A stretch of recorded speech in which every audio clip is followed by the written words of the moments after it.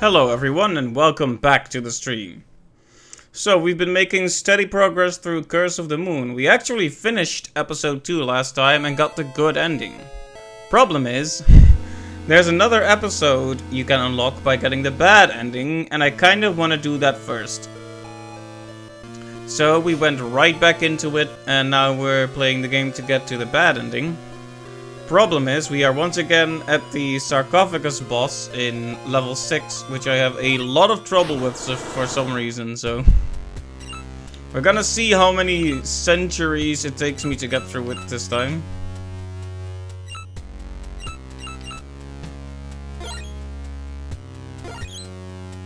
You know, I had this dark impulse to go for the easy difficulty. You know, I still don't understand where the ice cream comes from that Hachi gets.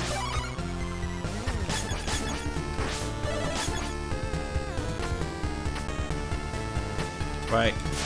As always, might have to take some time getting back into it.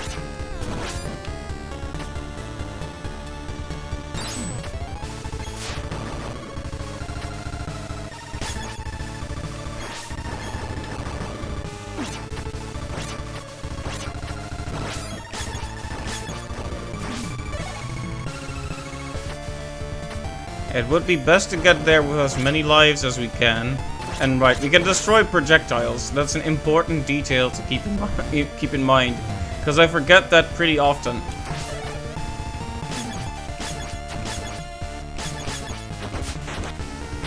Killing enemies counts towards that little one-up counter, so it's very good to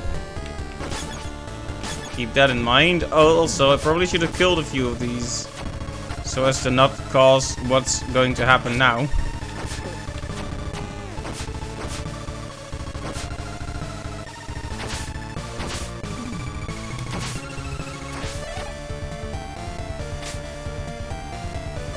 If only we had Alucard right about now, or rather Jeeble.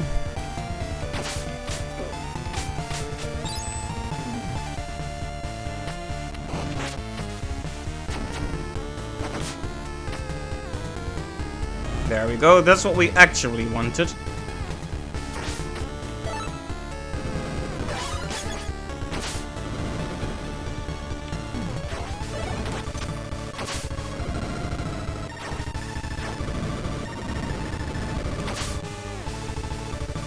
Let's see, everyone is kind of beat up, so I don't know who to give this to.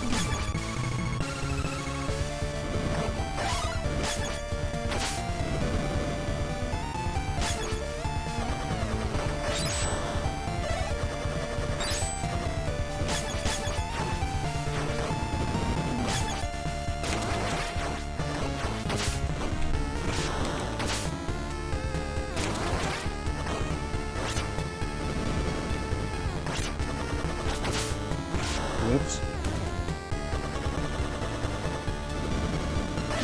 Wasted a lot of weapons energy there, but... Oh yeah, should probably just switch to someone else. Should not have switched to someone else. I don't know what about this part makes it so rough to deal with, but...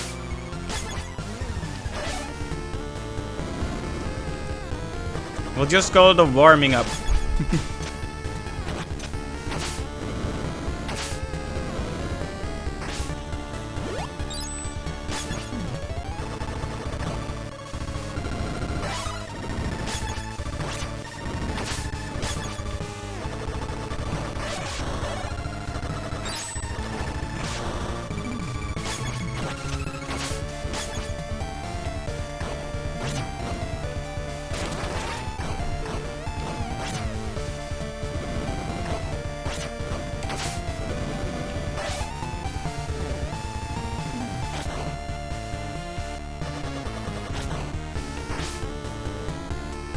I don't know how that turned out alright, but we'll just take it.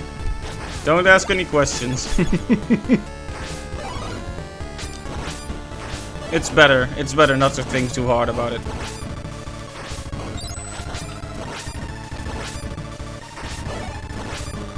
I don't think we get any points for destroying the spikes, but it's still satisfying to do it anyway.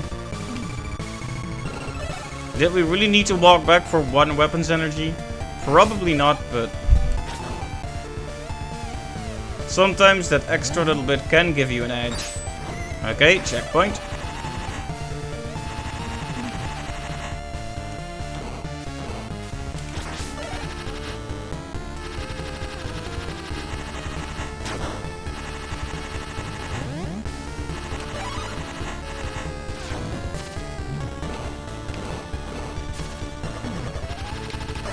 There we go, just going through the motions. We know most of the stage. Which is why it's so embarrassing that I died just now, but we don't talk about that. I might just have to kill everything that I come across right now. Whoop. Except those guys, because they're scary.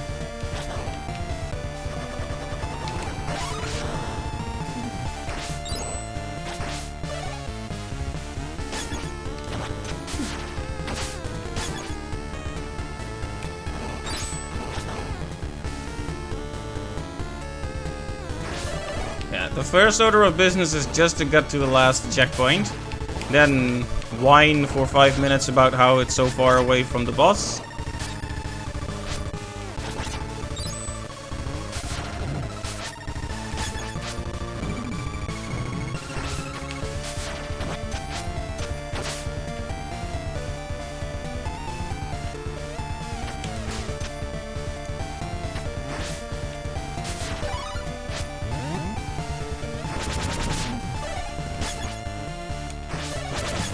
Guessing, I don't normally not have Sangetsu here.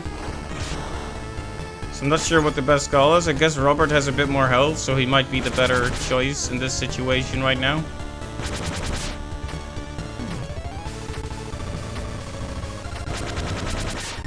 That was scary.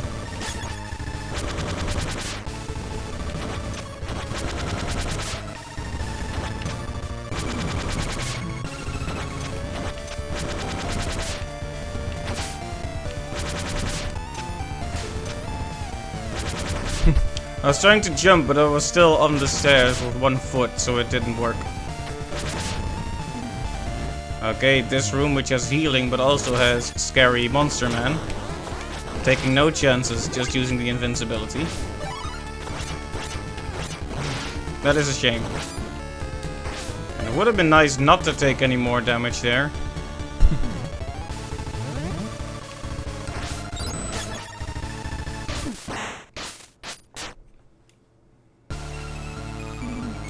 Well.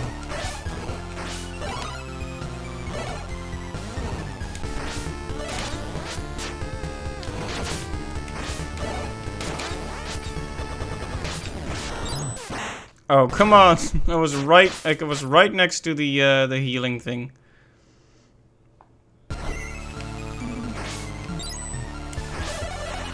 See, that's bad because we need the extra health. Or rather, the extra lives to have many attempts at the boss. Because, you know, repetition is the path to mastery. But if I keep dying moments before I get there... Well, okay, that was scary. That was stupid. Yeah, you know you're dealing with...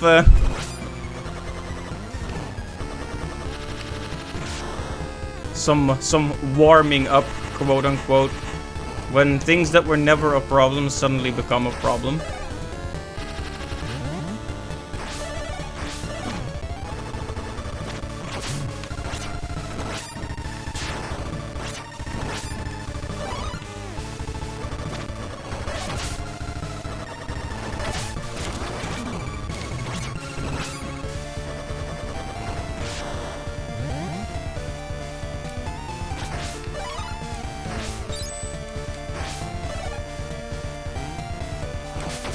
There we go. That's what I want. But oftentimes when I do the stomp on the ninjas, they still hit me. I think the key is to be earlier than them. How to describe this? I think what I'm doing wrong is sometimes I land on them or a certain part of their attack. And it's the safest bet to actually hit the ground in front of them, so that the AoE from my stomp takes care of them. I think that's basically it.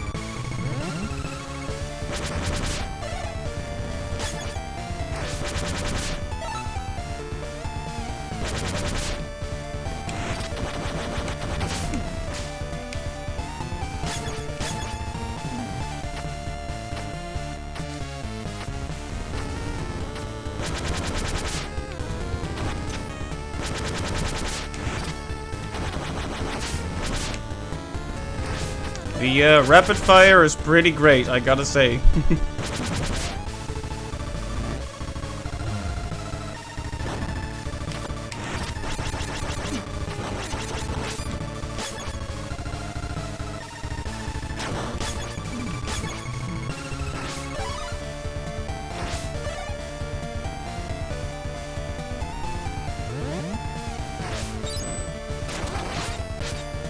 Yeah, this one got me because I forgot it jumps. The gray ninjas don't jump, but the blue ones do.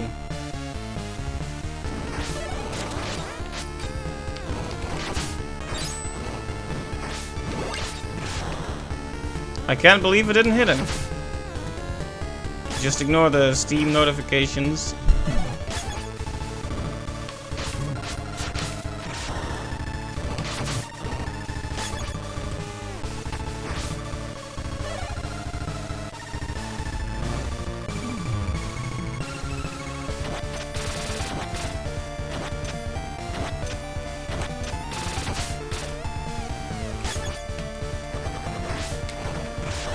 Alright, we're just about getting close to the last checkpoint.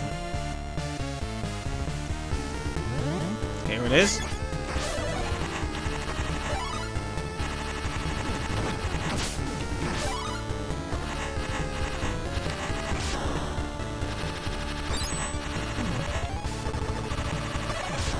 Even with the max distance you can fly, I don't think Hachi can get over there. It's definitely Dominique exclusive.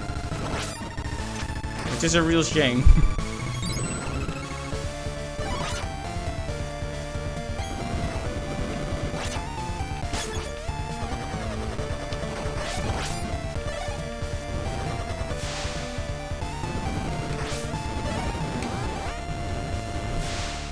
Hey Megallians, welcome to the stream.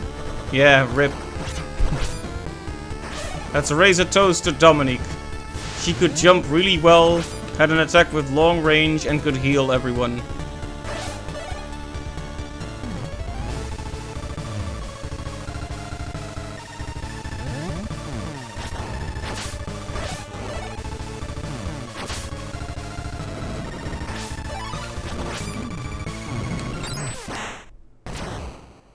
Yeah, that's kind of what I expected to happen. I'm already being on low health and such.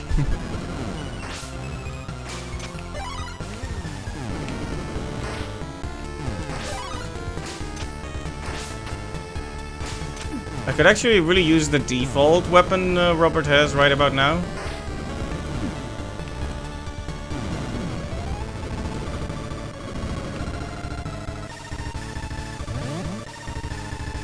And the resurrecting, that's a good one, yeah.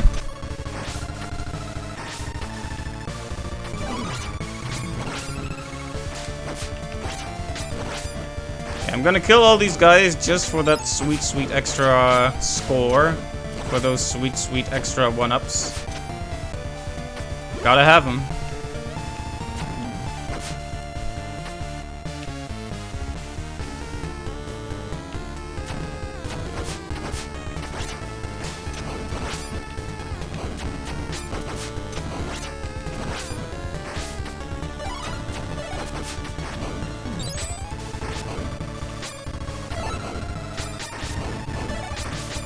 Alright, well, we're gonna have a crack at the boss, but with just Robert. That means I probably can't do it.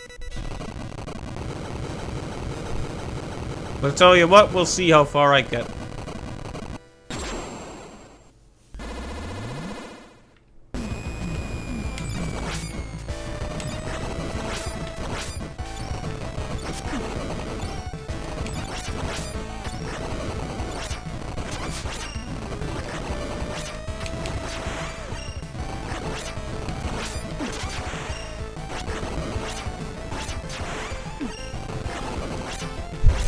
No, I wasn't mean about Robert.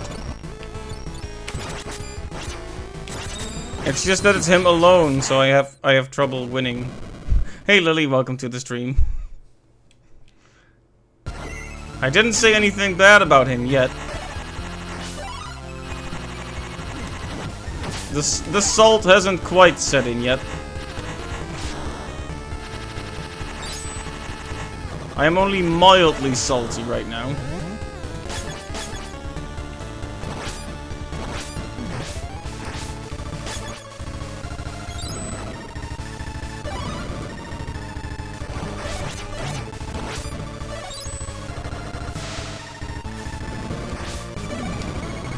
Part of me wants to just do this whole part with invincibility, just to be done with it, but I also know that that's gonna make the spider room a lot worse.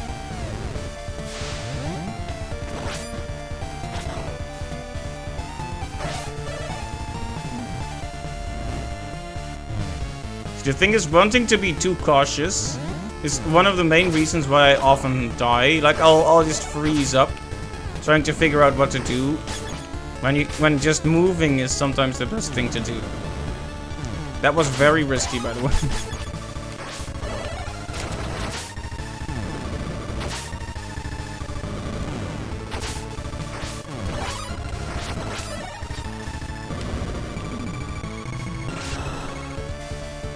Alright, there we go.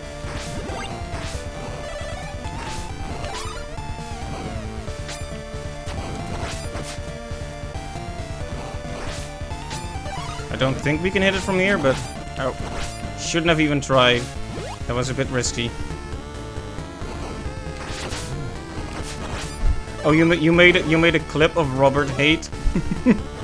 I'll check it out in a bit. Oh.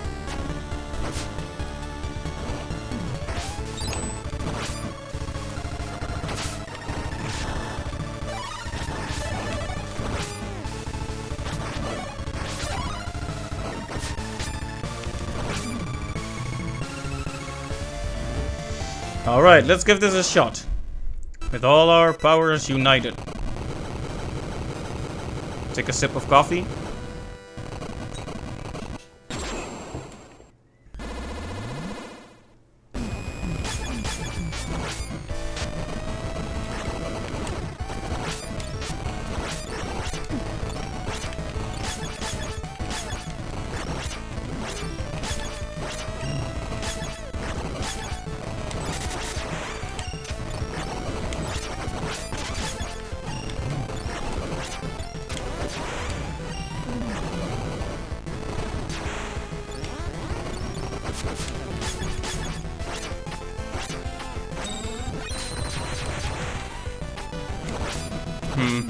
Well, that wasn't a very good cycle.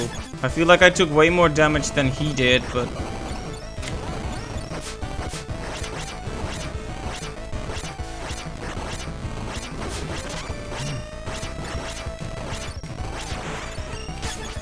That, on the other hand, was a pretty decent one. I took a lot of damage, but I think it was worth it.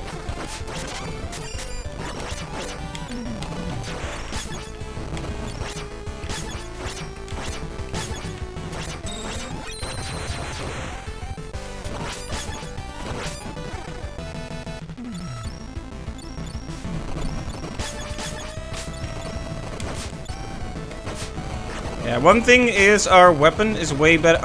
Zangetsu's, the evil weapon, is way better at taking these things out due to the arcing motion of his attack.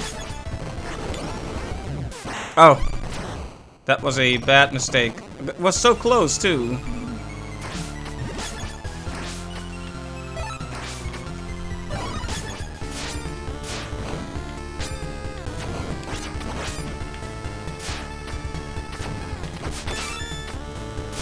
Well, hey, we got another one-up, so no need to get discouraged yet.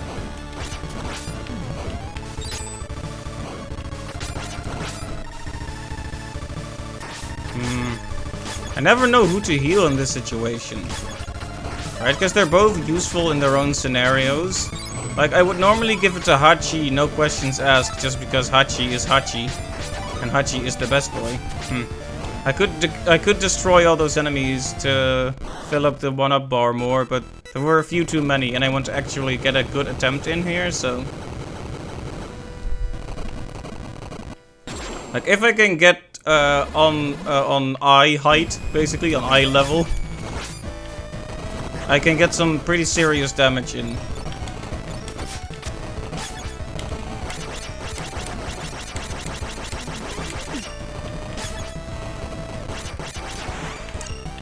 As demonstrated.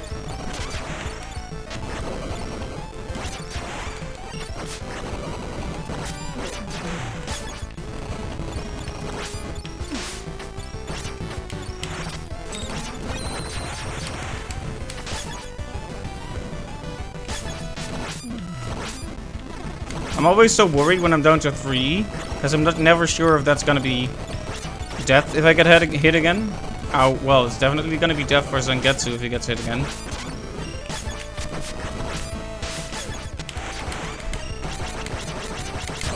Okay, boom, Robert.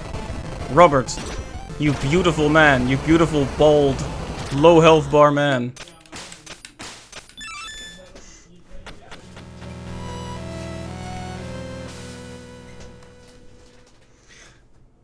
Only took me like 20 minutes this time. There is an improvement.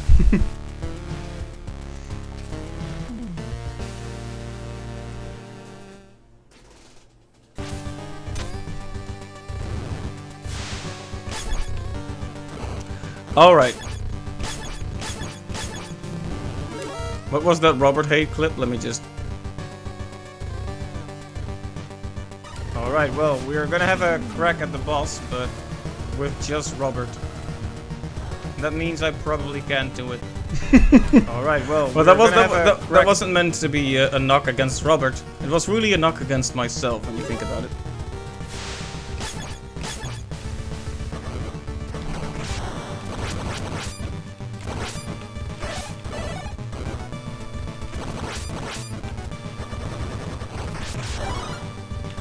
Let's see, in this level, last time I had a surprising amount of trouble with the spinning platforms in this one.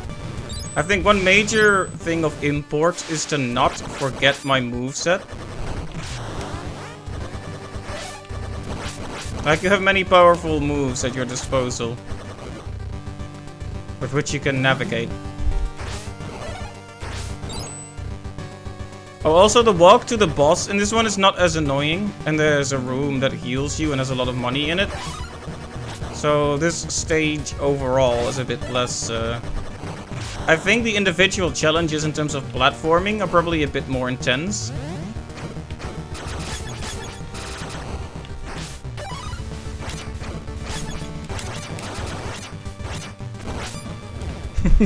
Backhanded compliments for Robert. I'm glad you're keeping score. All defense up, very good.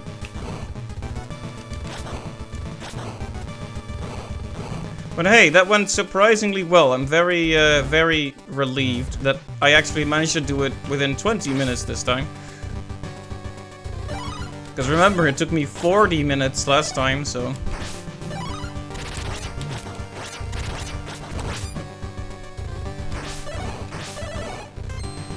Interestingly, I think the one that I had the most trouble with was the second time. The first time was obviously the less hard version, so I think I'm just gonna take my time and grab all the stuff from these candles here. Of course, that doesn't quite reach. Well.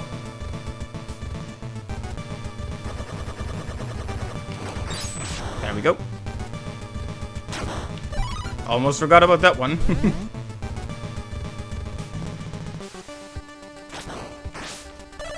Okay, so this room is one of those rooms. Those rooms, TM. I find these rooms very, very scary.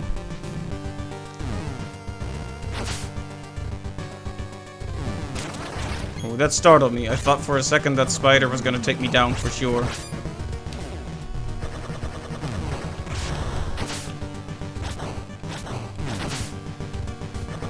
Okay, this part is probably one of the worst in the whole stage.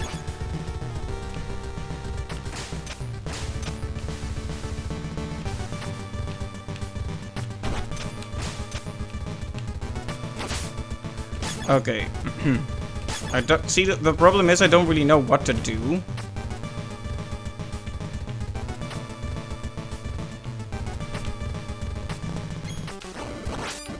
Oh, darn it.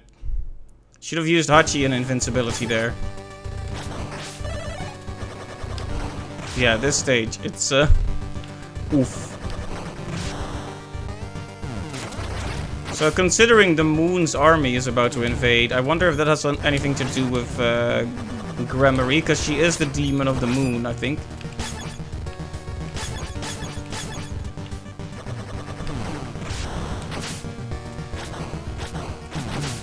Ooh, that hit me. That could have been really bad if it had turned out. If I had just fallen back just a bit further, that would have been exceptionally bad.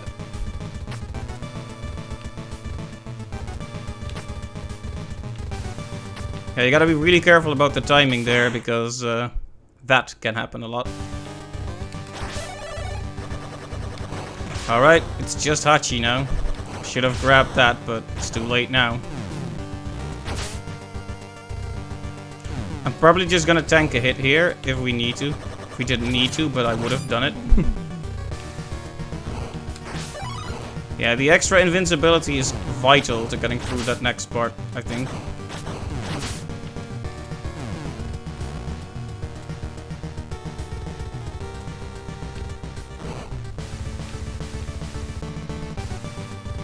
Once I let it get to this, like, fatally bad point, I never know what to do anymore.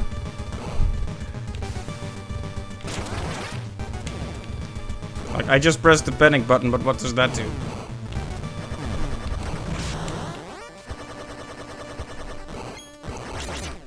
Yeah, just run past it in one go. That's probably the best thing to do. Can you use Hachi's hover over the top? I'm pretty sure you can't. I haven't tried it on this run, but I think I tried it last time. It is a good thought though, but yeah, I think it doesn't let me, I'm afraid. Well, only Hachi is left, but at least we're out of this room.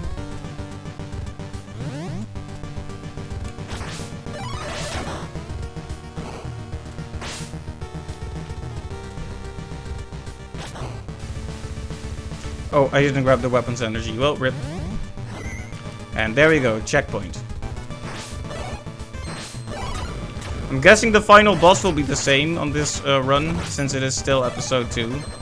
Like, having a different sword probably won't actually change which boss we have to fight.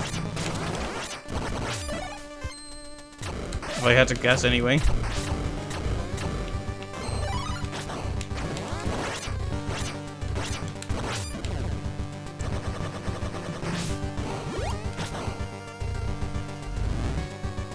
Now, can we make it all the way over to the next checkpoint with Hachi as well? That's the real question.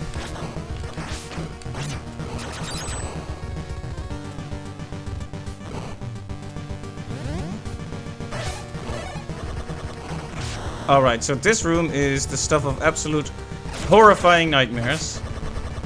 Designed specifically to play on my anxiety. I can't even say words. Anxieties.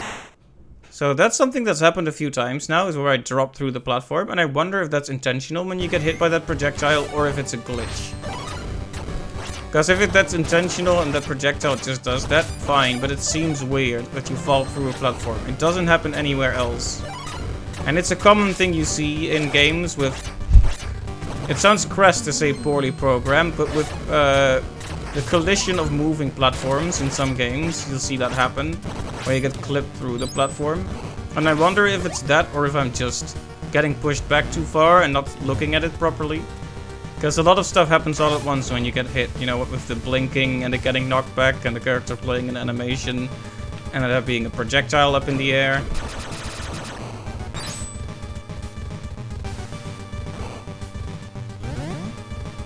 Alright, back into the nightmare.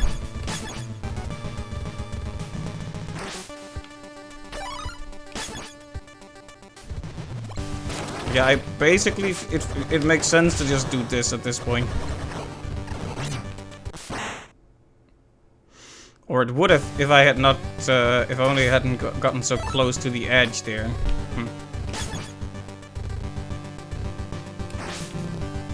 Well, mistakes are there to be learned from.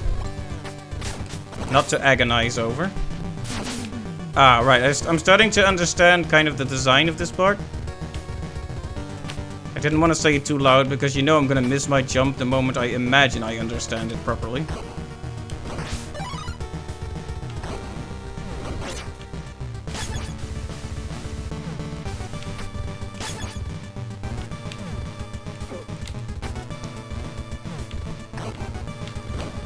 I was actually sure I was dead there, so I stopped playing, but then I realized I wasn't dead. Rip. But not, except not rip. Does Robert have his spear things? They are very good, yeah. Although in this situation... Oh, well, that was basically the worst thing I could have done in this situation.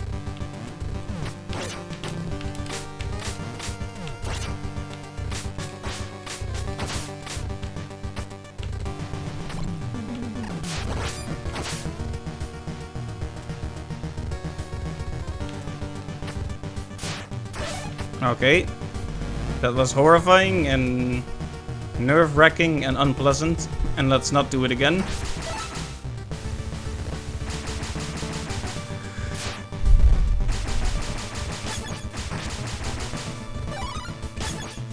But also, that went way better than last time too. And checkpoint. Thank goodness.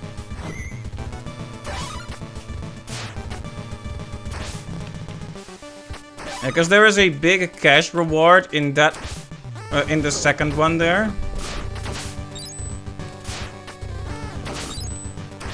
But yeah, this is one part where having the upgraded sword is actually a huge win, I think.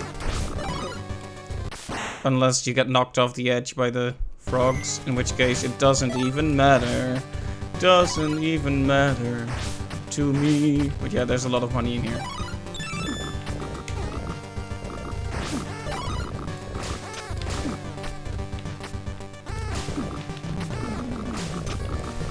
Yeah, when you're alone against the frogs, it's awful. But that's fine. That was pretty much as expected. Hey, Paraseal. Welcome to the stream.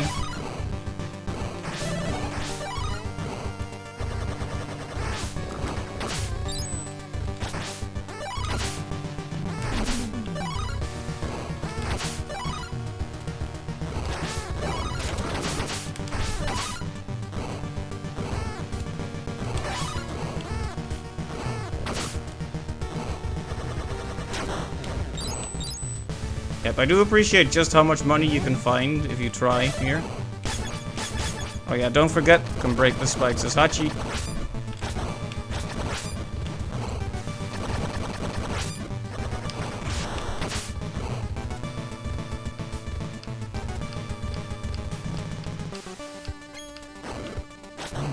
Oh, whoops, I'm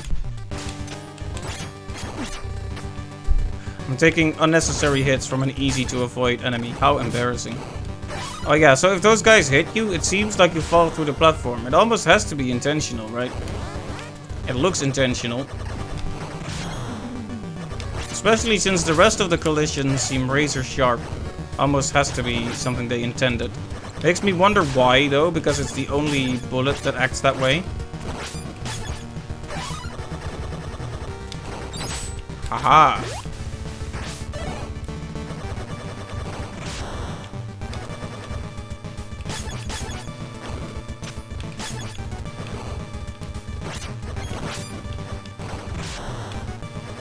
Alright, we need to be a bit higher up.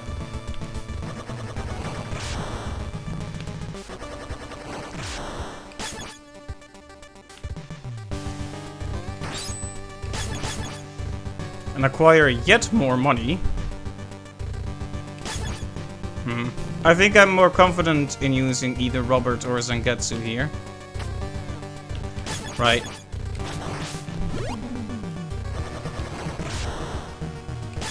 What's in that candle there?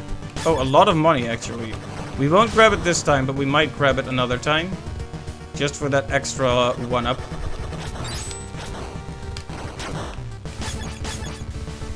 And then there's this little secret room that'll help us heal all the way up to full. Ah, yes. Now we're talking.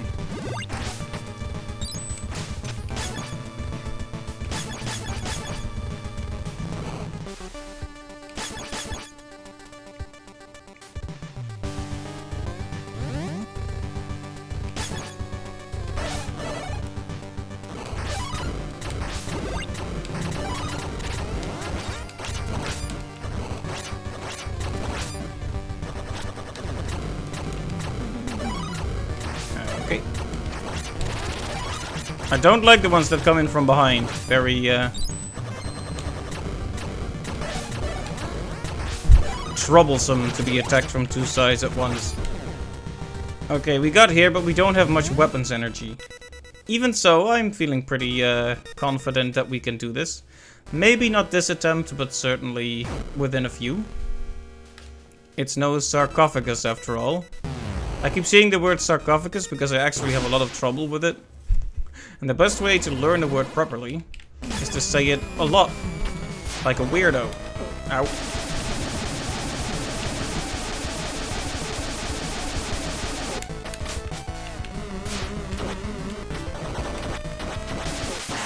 Whoops. I forgot just how much damage her attacks do.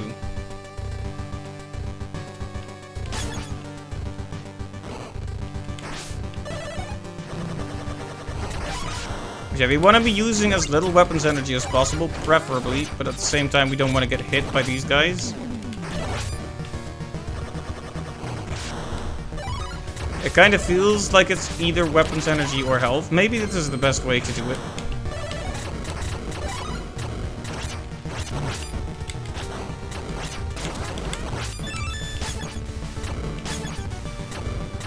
Alright, well we still have Robert and Hachi in decent shape, so let's give it another try. And if not, well, we got 4 1-ups in the bag, so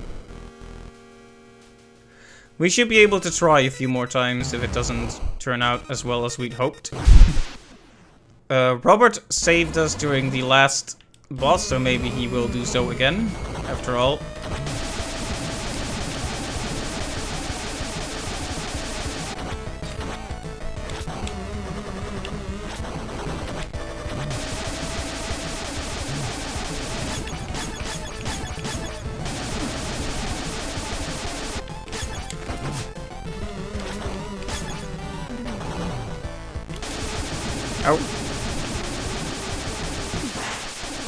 Almost got away there, almost got away. I think crawling under there is actually probably the only way to get out of that.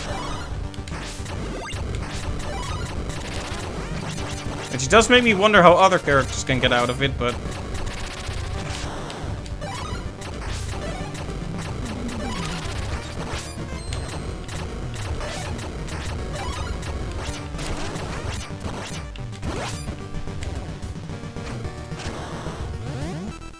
well, we only have Hachi with not full health and not much weapons energy, so we can't exactly be tanking hits like crazy.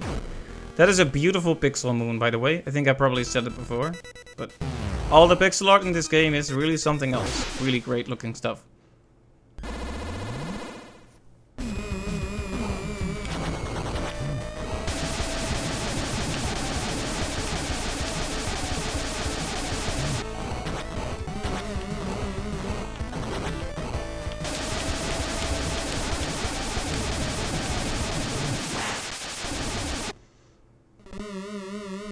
It's fine. Also, in like 4 of the 5 videos I've uploaded of these streams, the preview image has been the screen you get when you're game over. So that's great. Continuing the Castlevania tradition, I suppose.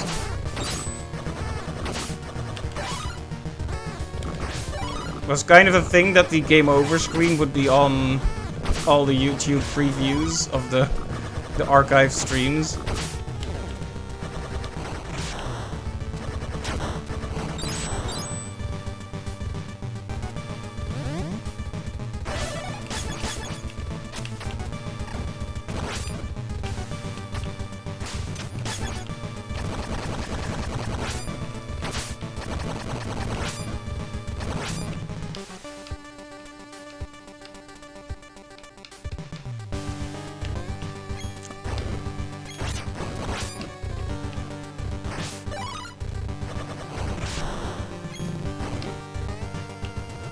Alright, well, this part is just the same as always.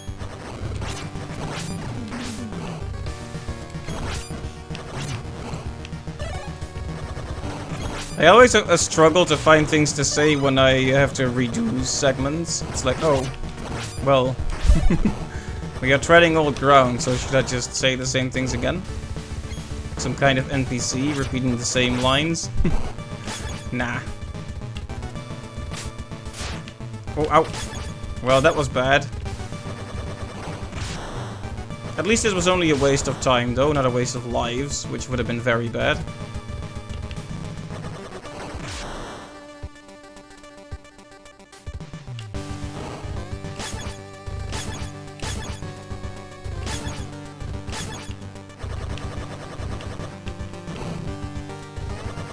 What I really want is that money from the top candle there.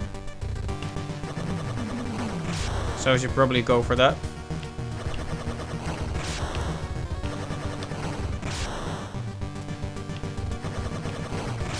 On that first circle of platforms you always dance with Hachi like every playthrough you've done. Right.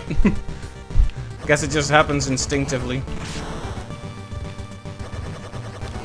Maybe we shouldn't even bother with that money in that particular candle. Because it's taking us an unnecessary amount of effort and I want to get back to the boss right now. That one is fine though.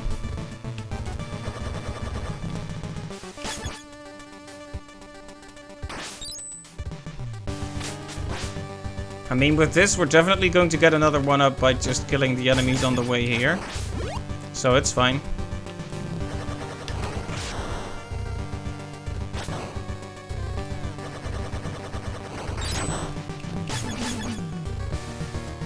No healing necessary, but I will appreciate having some extra weapons energy. Bandana, please. Thank you. There we go. One up already acquired. And that's what I like about this stage. If you go out of your way to do certain things on the path to the boss, you'll always get another one up. And that's just plain nice of them, isn't it?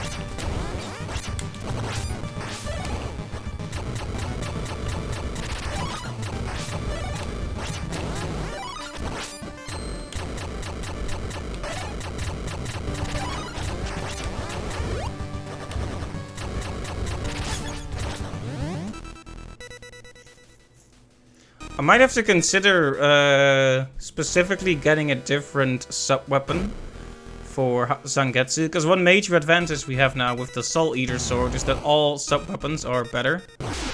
So why not make use of that, right?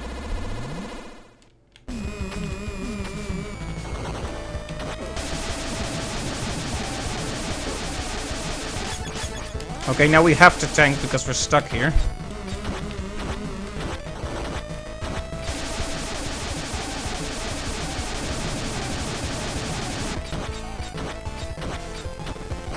Okay, I'm committed now.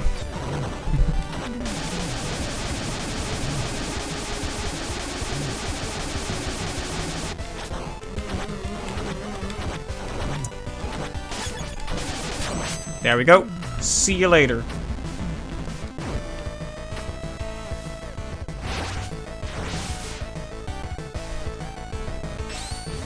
Best run so far up to the boss? Yeah, it went pretty well, and now I got her, so...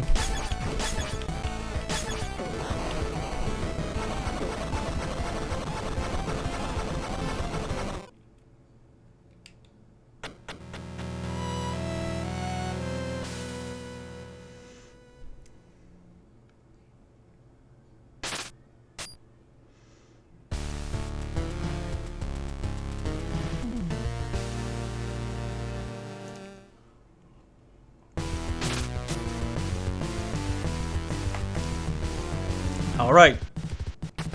Well, we all know this stage. It's the final stage.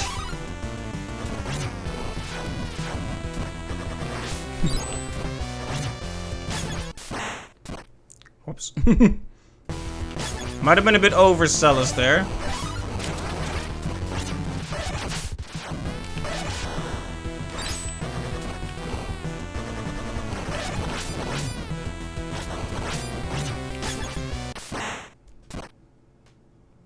Okay. Can we just pretend these first attempts never happened, please? Oh, right. So I started invincibility, and in the middle, he can't move while he's starting that up. And then I got blown off the edge. Rip. So what we do is actually use Robert like a smart person.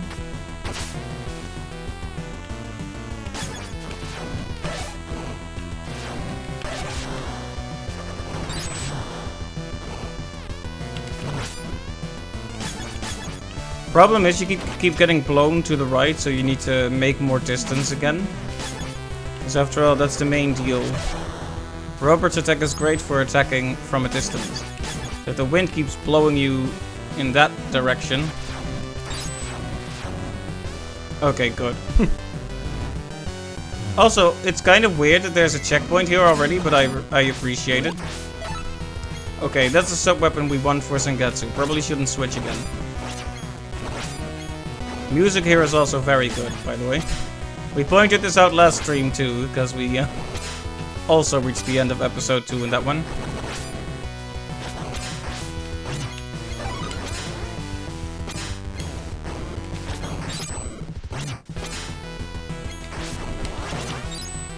I don't know if I should put much effort in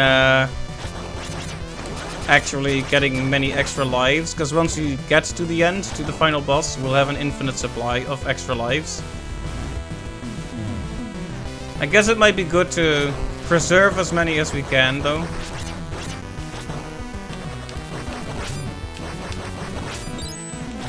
Just in case things go wrong.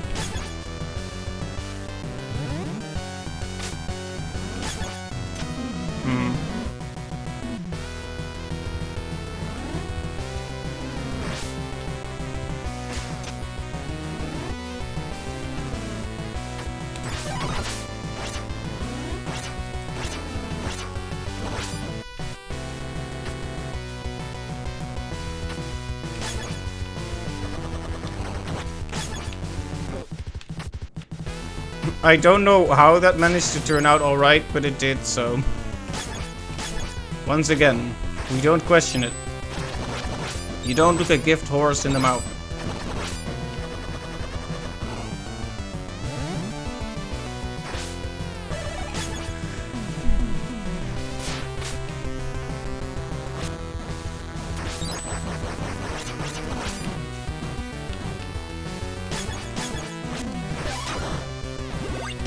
There we go, a bit of extra health for Hachi.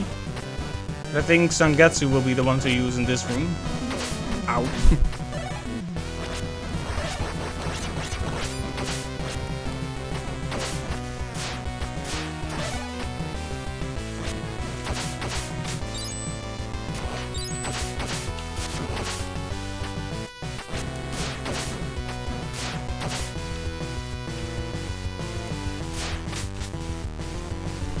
I hope the ending won't be too tragic.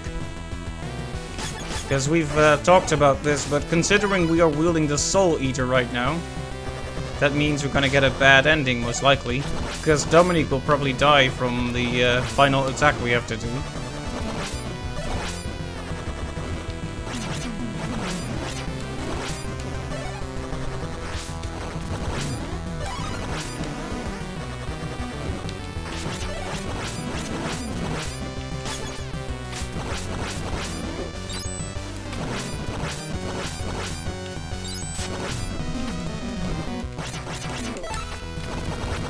That's really not the power I wanted, but fair enough.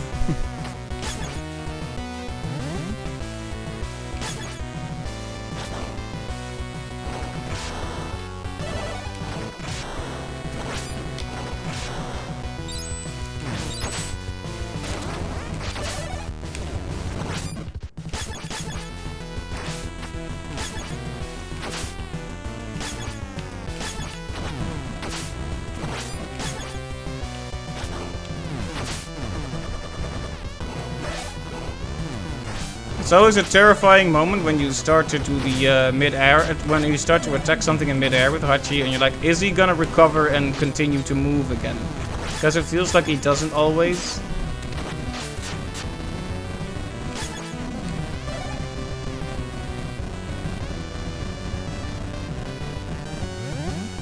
I could really use one of them checkpoint candles right about now, my dudes.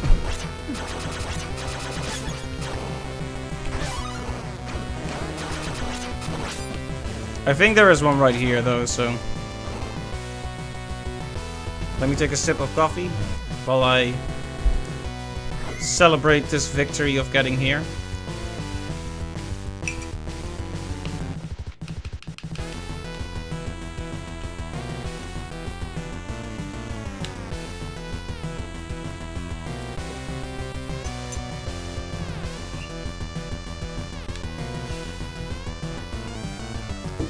Alright, I have finished all my coffee.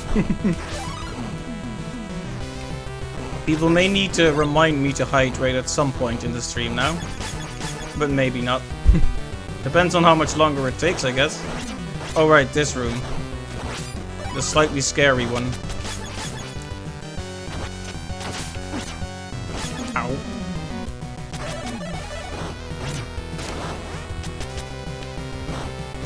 That was bad. That was really bad. Alright, don't forget we can hit the projectiles. Projectiles are not as scary as I'm making them out to be.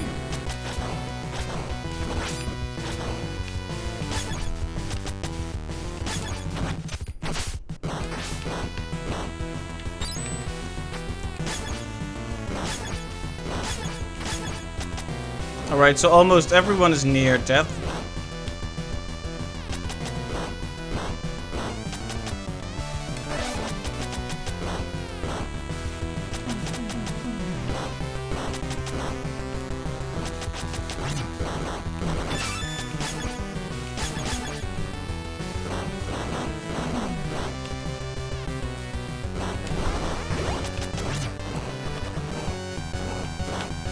Not a fan of the whole falling through platforms thing still.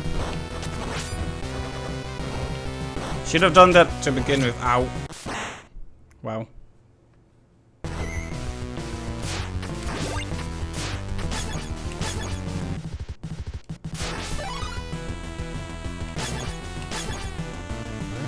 Now I don't have my Hachi panic button anymore. How am I supposed to win?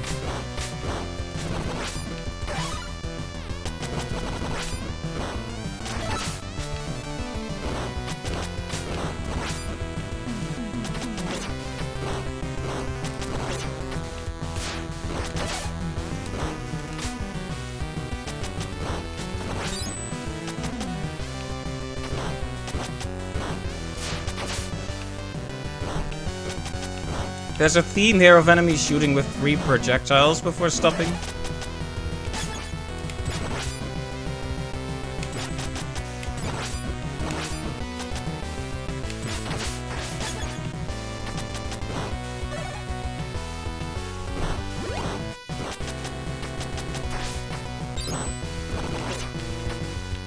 Yeah, there's so many little gaps here designed for you to fall through.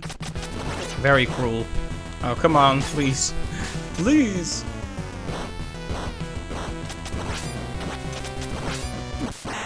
Whoops. Didn't expect them to hit, but of course he shoots at different heights every time.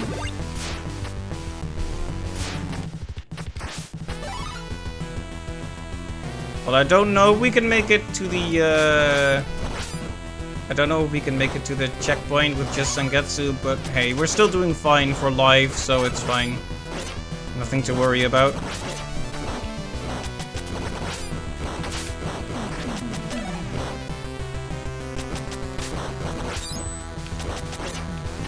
So I've been playing a bit of Celeste lately. That's a very fun game. One thing that really surprised me about that game is the amount of story it has for one of those really tough as nails type platformers. Like when you think of games like that, like Super Meat Boy for example, those games don't really focus on story, because perhaps having a really frustrating, difficult game, frustrating is maybe not the right word, but having a really challenging game, have a lot of focus on story, doesn't work, or at least people think it doesn't work, but I think Celeste pulls it off pretty well. I've been enjoying it a lot.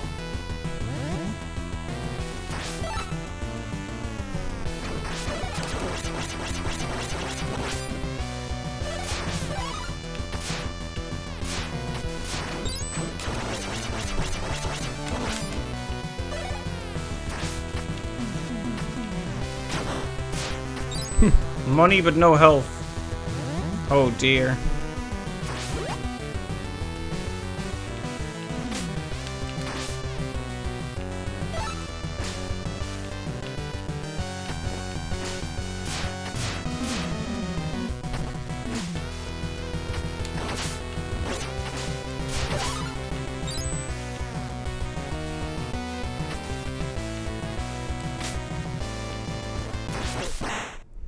Well, that was pretty much what I expected to happen, but...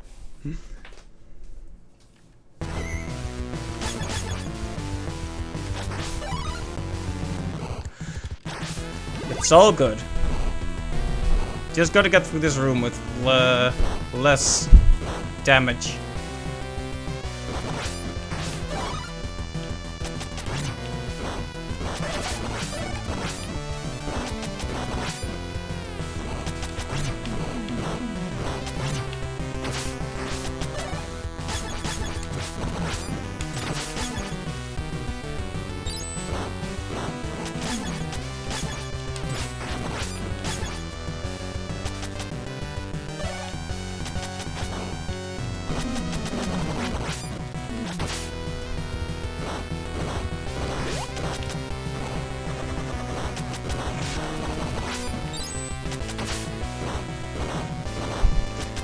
It actually helps if I shut up a bit. Helps me focus. Kinda makes me wonder how much less terrible I would be at this game if I weren't streaming it. Probably not much, but probably a little bit less terrible.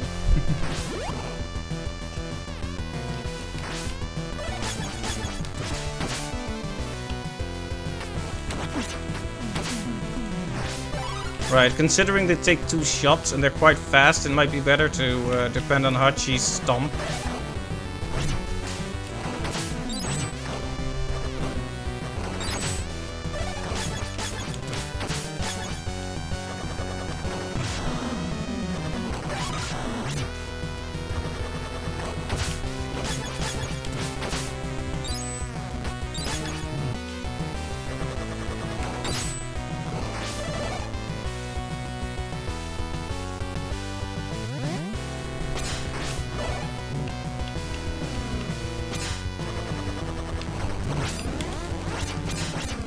I didn't realize just how bad Hachi's health had gotten. I hope this is a big heal. It's not, but we'll have to make do with it. Oh, well. Checkpoint, so I guess it's all fine.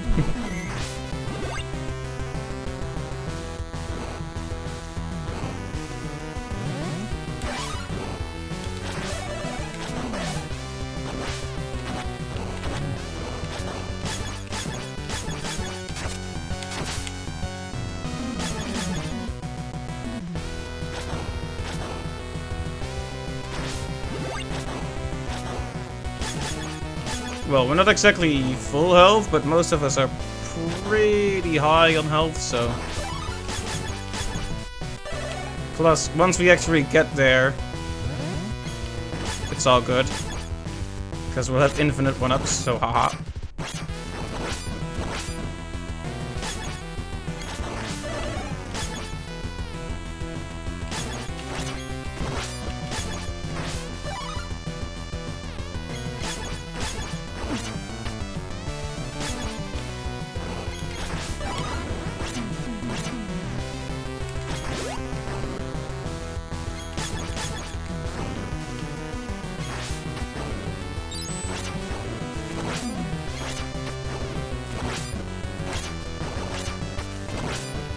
I'm glad the fire didn't reach over there, or I would have surely been knocked off.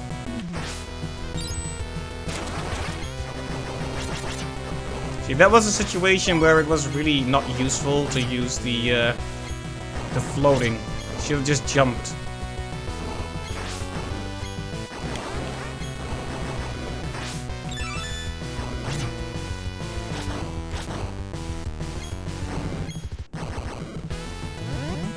Alright, and here we are.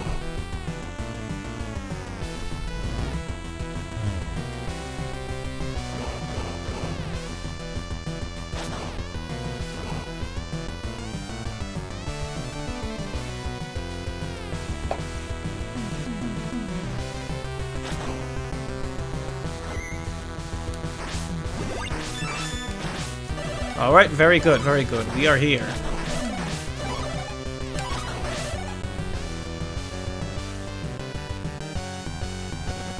Alright, we already know how this boss goes. We beat him last time, so we should be able to do it again, especially with upgraded Zangetsu. Also, my throat is imploding, so let me just quickly clear my throat.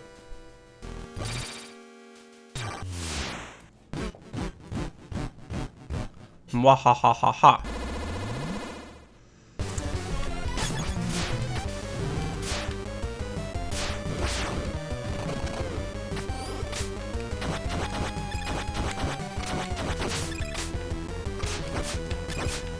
Yeah, I'm thinking Zangetsu's upgraded weapon helps a lot with this fight.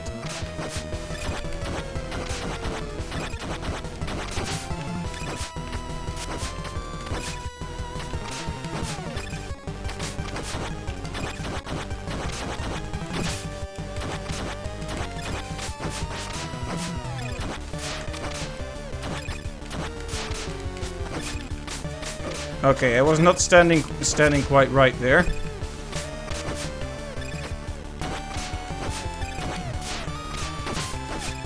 Okay, that's the whole right side down.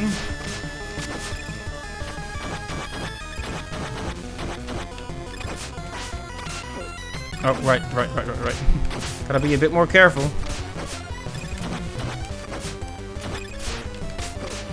I made that same mistake already.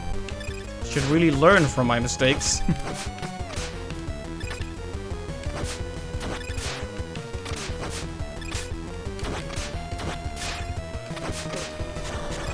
How many times am I gonna let that happen?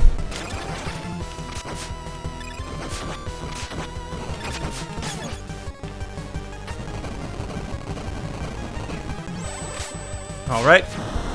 It's time for him to do his second phase.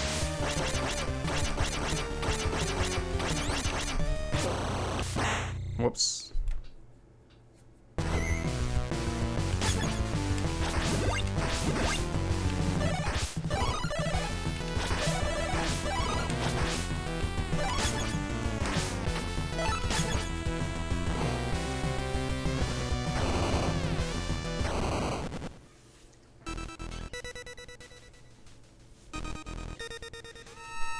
Well, we already got really far in the first attempt, so I don't think this will take us too long.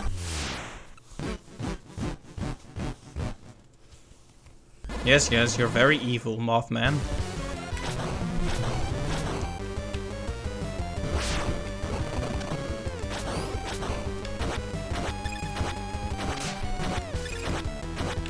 It kinda hurts how much faster Zangetsu is about it.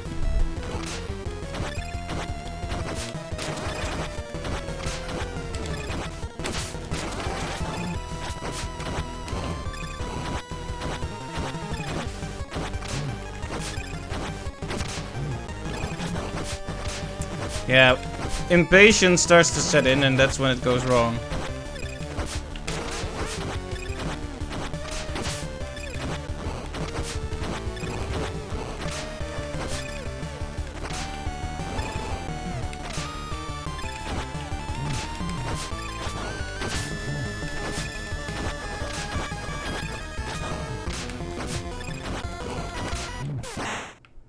Whoops.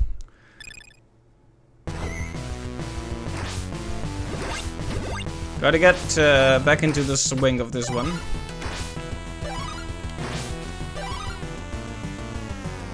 You know, I could probably do this with just Robert if I had more weapons energy combined with the bandana.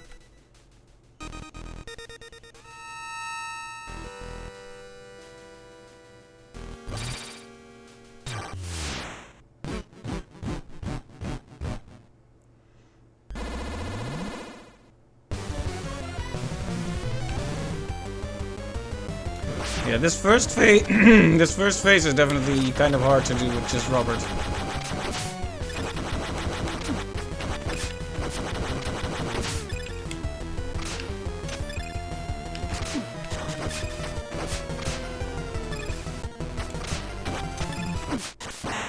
Whoops. That was just my mistake.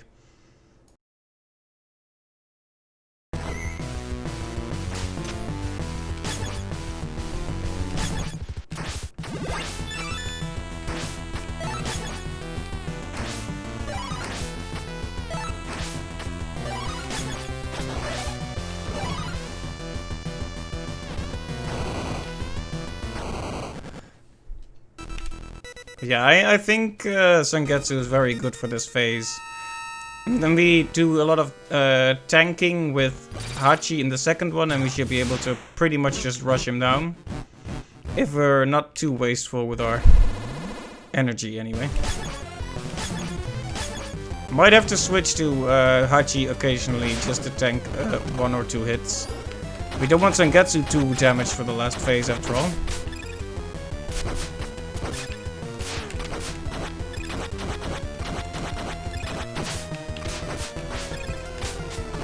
One mistake that I made like many times in a row is that they can approach from below and just barely be out of your reach, because the sword does hit quite well overhead.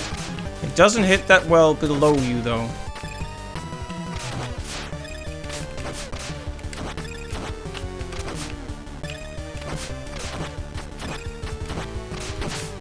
Yeah, the upper one is always the most annoying. Ow, took a hit.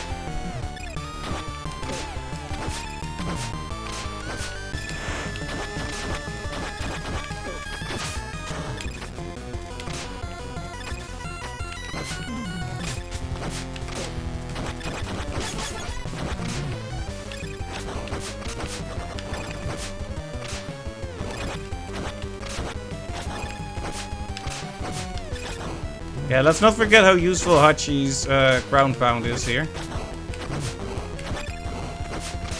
Problem is, it can sometimes be a bit hit or miss whether or not it actually protects you or still makes you take the hit.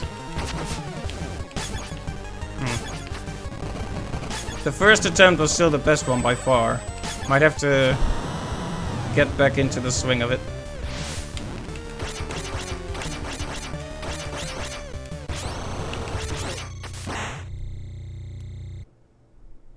That attack is so fast once it gets started.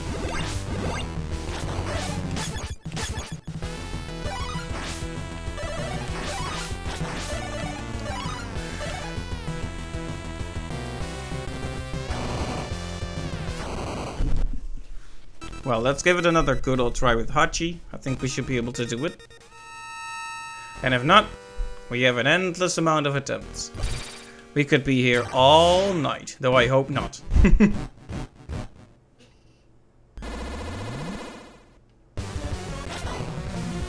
Oh yeah, better stay in the middle for now.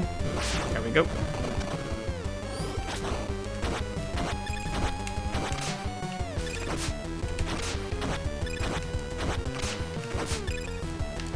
See, that's one really useful thing about Hachi that Zangetsu can't do, is protect himself from things that come in from below with the pound.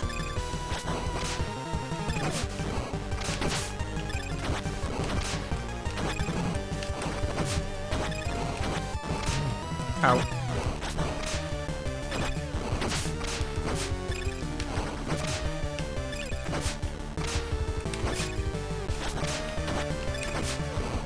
Yeah, it's mainly, the problem is they get way faster as time goes on. And it starts to feel like an uphill battle where you have to simultaneously do damage to the eyes but not get hit.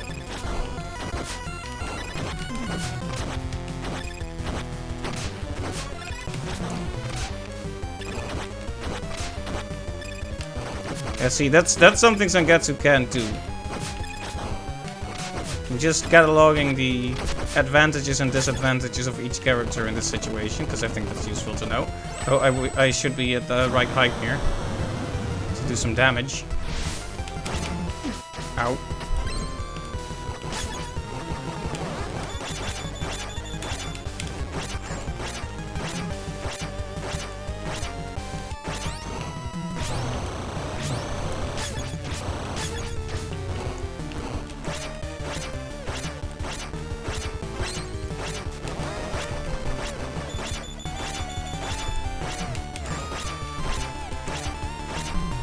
Okay, the rush down strategy is working.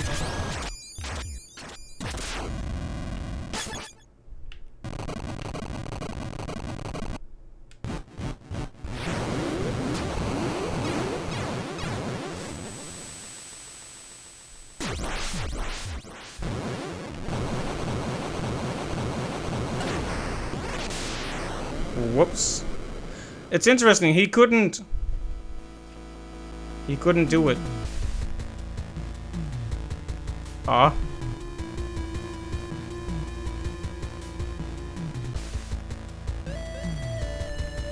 At the last moment, Zangetsu's heart wavered. The Soul Razor good and evil. To strike down Dominique at that moment would be to extinguish herself for all eternity. Zangetsu had steeled himself. Dominique bore a deep loathing for demonkind and sacrificed herself to save her allies. She then used her power to stop the demon from within. Was she not readying herself to be destroyed? Zangetsu was compelled to fulfill his oath to her. If she couldn't be saved, it was his duty to end things once and for all. If that meant her soul would be erased, it would at least free her from the demon's curse. However, at the last moment, Zangetsu heard something. A faint, vanishing whisper. Save me. Zangetsu finally understood. He understood because he, too, had once been consumed by vengeance. Dominique abhorred demons enough to sacrifice everything. Yet after finding a place to belong, she wanted to live. She wished to see her comrades once more. Somewhere inside the monster, the true Dominique was still there. Zangetsu doubted his conviction, and his grip faltered. Who could blame him? It was all he could do to escape with his injured comrades.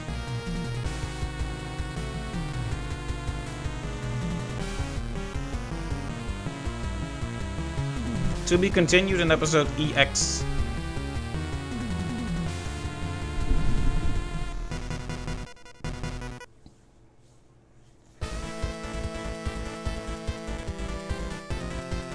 So, you know what I was expecting, and this is interesting because they managed to surprise me after all. I was expecting him to do the same thing, to chop upwards and Dominique would get hit and die, but instead he just failed to kill the demon. He just chopped off its arm, but let the demon go with Dominique in it because he couldn't bring himself to kill her.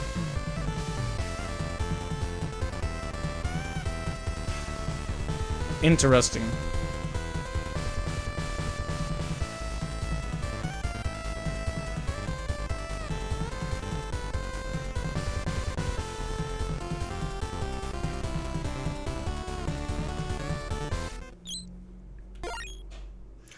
Alright. Took us a while, but every episode is now open, or at least most of them.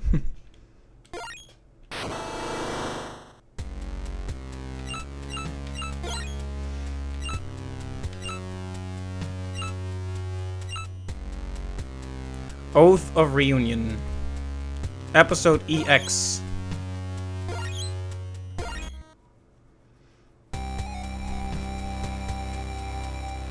In the final moment, Zangetsu's heart wavered. Robert and Hachi fell to the demon's counterattack and were severely injured. Zangetsu now stood alone. Not a shred of hesitation could be found in his eyes.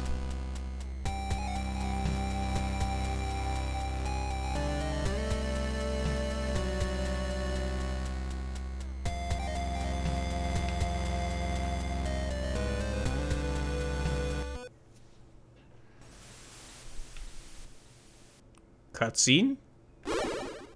Haha, there they are. What is it? Wow.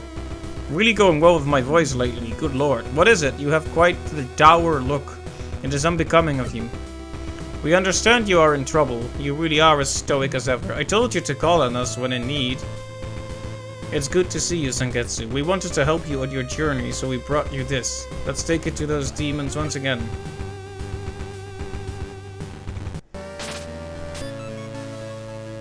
And so now we got the Zanmato.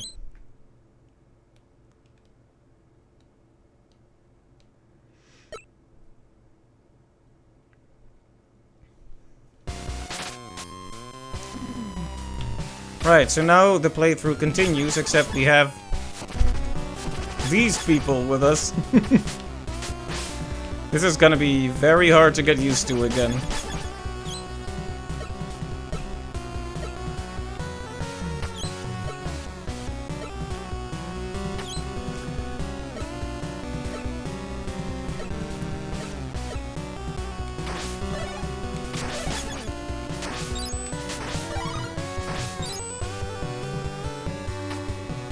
Well, this is very cool.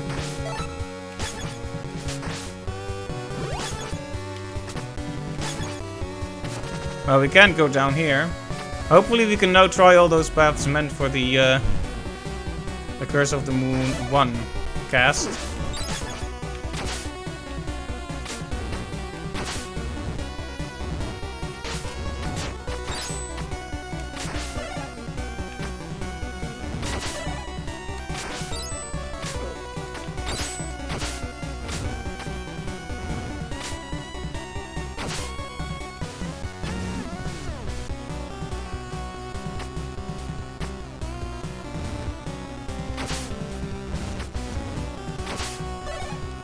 It's been a good long while since I've done this path. Oh, right, here we are.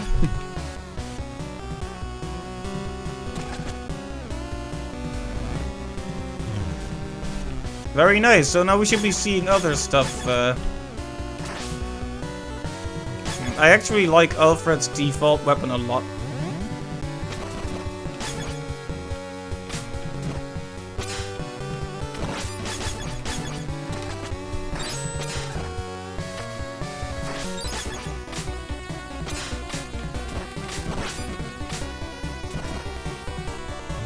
Yeah, I really can't depend on my old strategies now.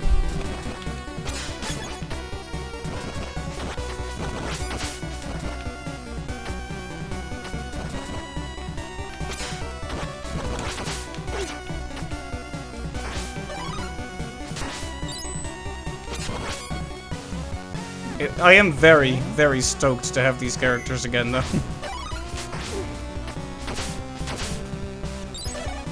I think they are a better fit for me, maybe. Although I miss Hachi already.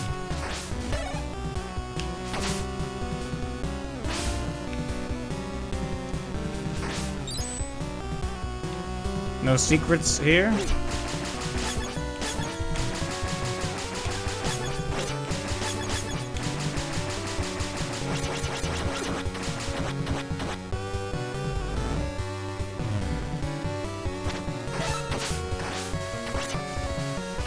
I hope I didn't accidentally take the wrong path here.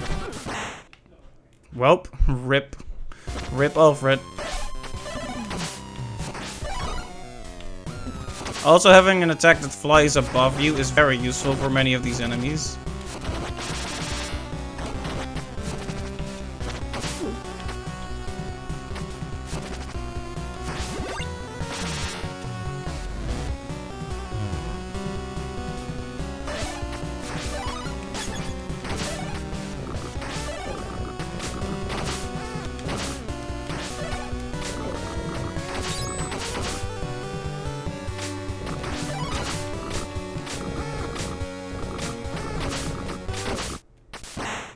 Well.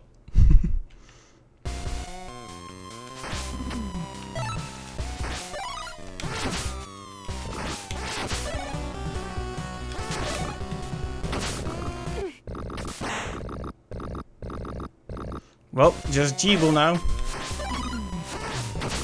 Friendship ended with Miriam. Now Jeeble is my best friend.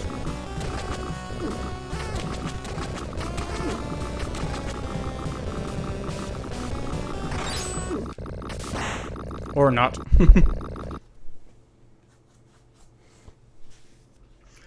To be honest, I'm not sure if I even went in the right direction back there, so maybe I should... Maybe it's good that I died here.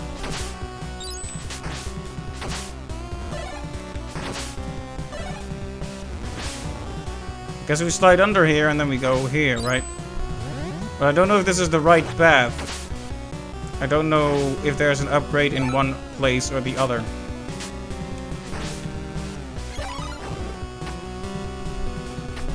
Look at these jumps, by the way. Miriam, I missed you a lot. Yeah, to go up there or to go down here?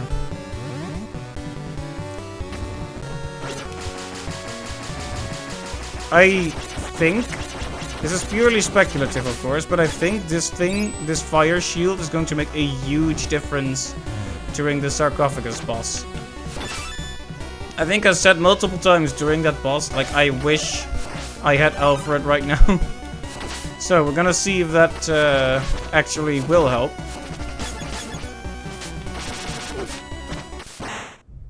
The knockback is still as awful as ever, though.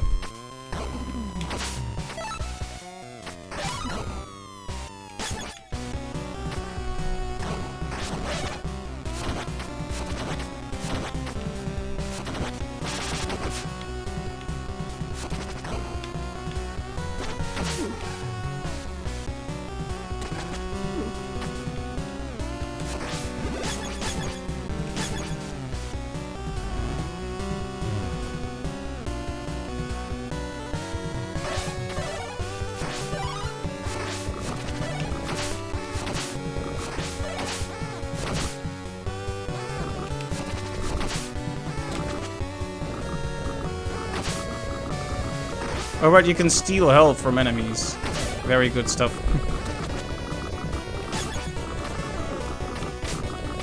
Of course, we no longer have upgraded Zangetsu now, so we need to be careful.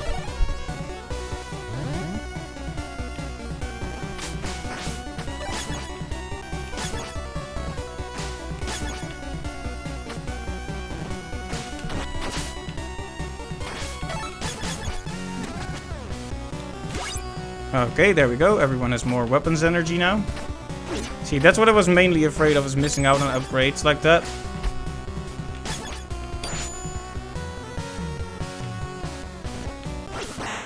Well.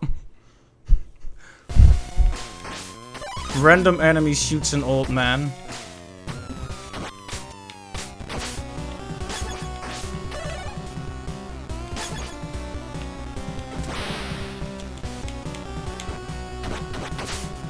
There we go. There we don't go.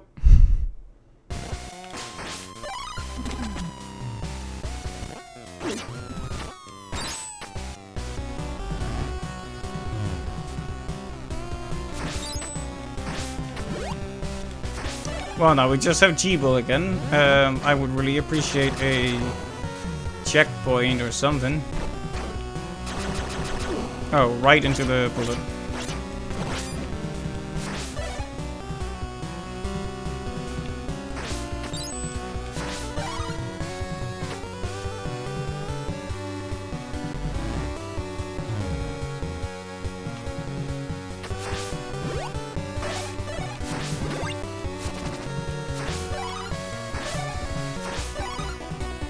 Oh, we're gonna have to... Uh-oh.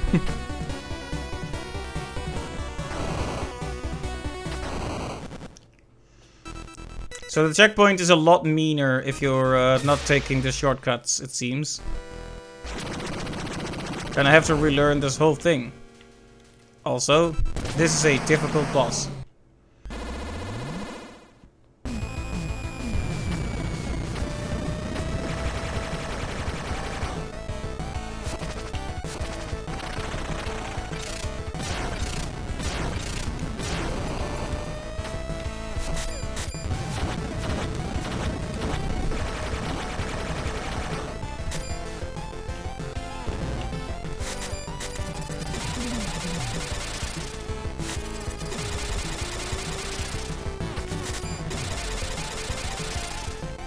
Well, as long as we take it slow, we might be able to do this. You can actually get away from his attack a few times using the weapons energy, so we might have to try that more.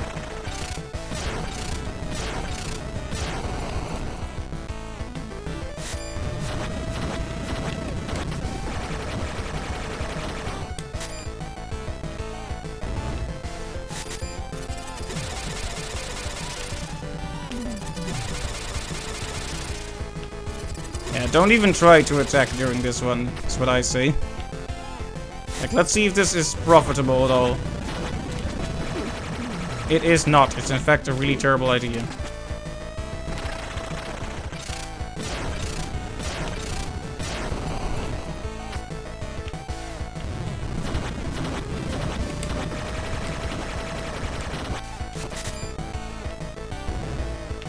I don't know what it is with this boss, but every time I do him again, it always seems to give me a bit more trouble than all the other bosses. Or rather, up until bosses 5 and 6 and on, that is.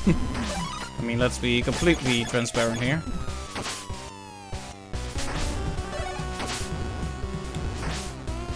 But anyway, I'm just happy I've unlocked the last episodes.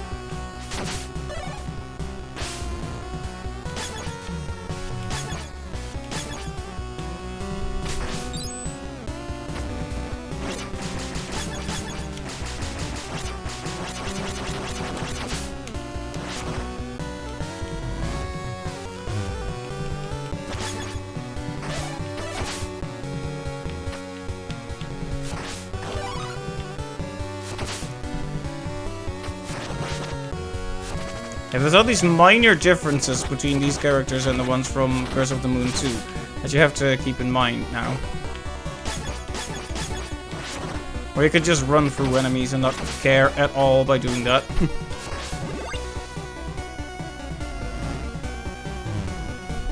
Doesn't work against huge fire attacks like the boss uses though.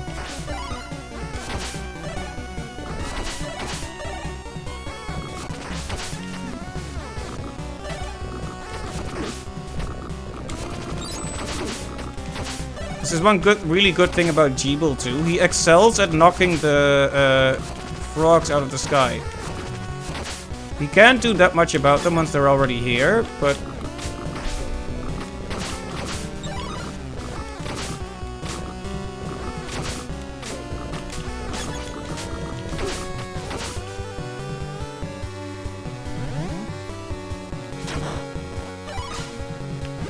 Oh, that's really good. Some extra health there.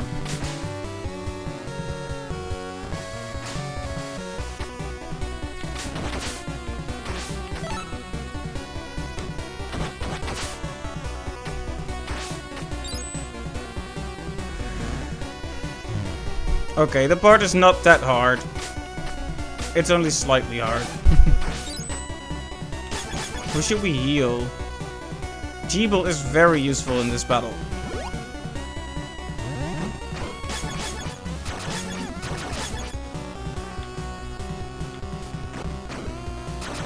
Oh, I always forget the trail of the attack. Like, I'm like, oh, I avoided the bomb, so I'm good now. Nope.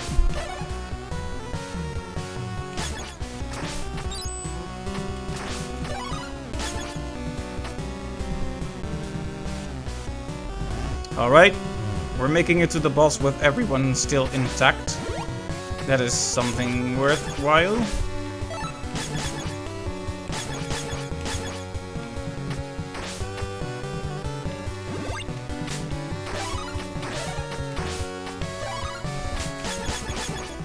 We actually made it really far with Jeeble, so I don't want to give him up right away. I think I'll go ham with Zangetsu for a little bit. And see how all the other characters work out. Actually, we might have to put up like a shield, an Alfred shield for extra hits.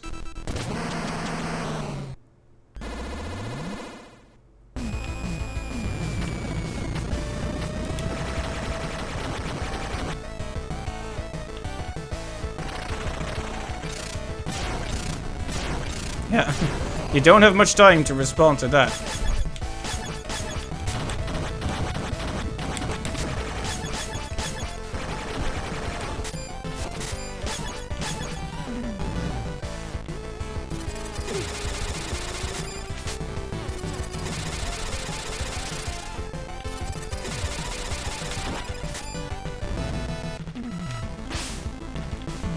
Nope. Nope.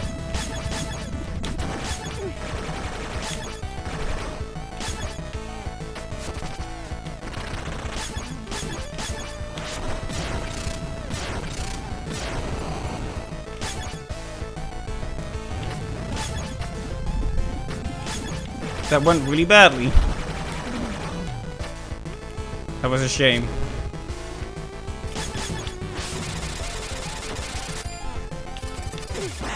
Ow.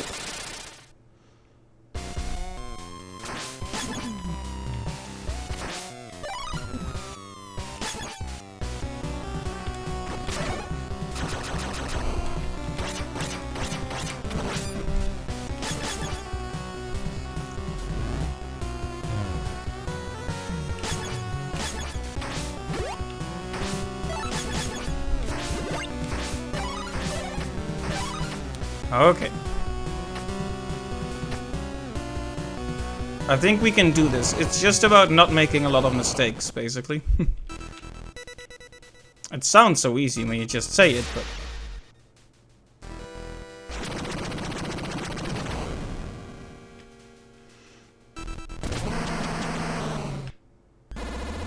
Probably should have gotten the holy water thing for Zangetsu.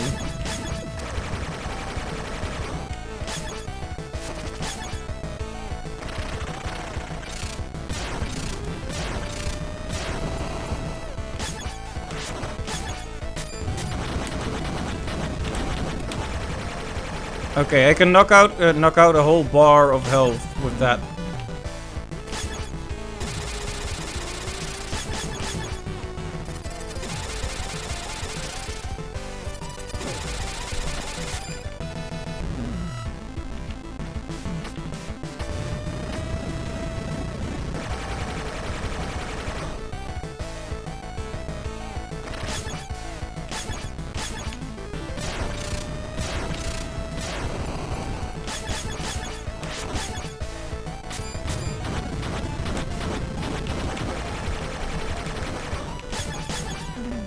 Okay, that was probably pretty bad, what I did there.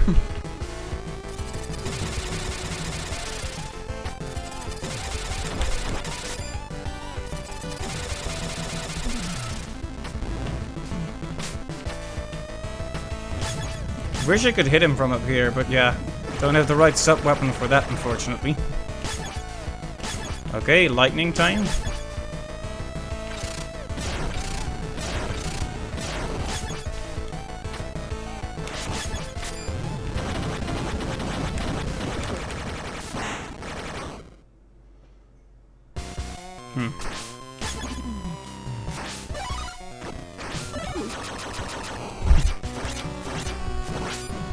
Who needs Zangetsu and Miriam? This post was made by the low health gang.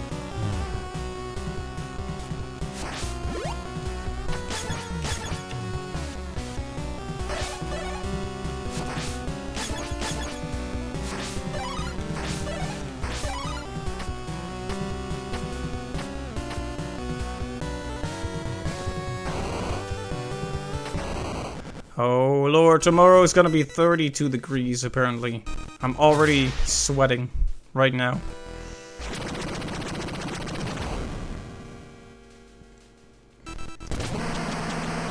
Yeah, I'm guessing the fire shield doesn't protect against that super powerful attack, and I'm not gonna try it. What is useful is how long you can hit him with the bats.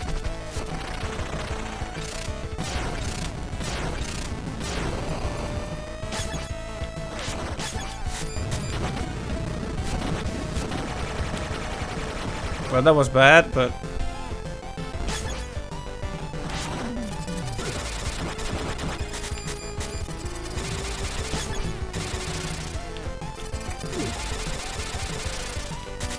Okay, I'm losing the groove a bit here.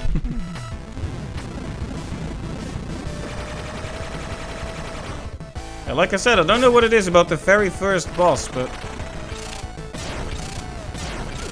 Oh, right, Alfred's jumps.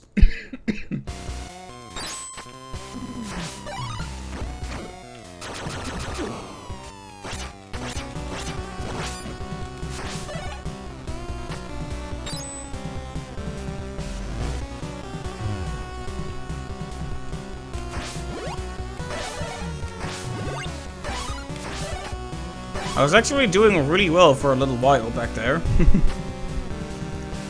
Made it through episode 2 again, but now I'm stuck at the very start of yet another episode.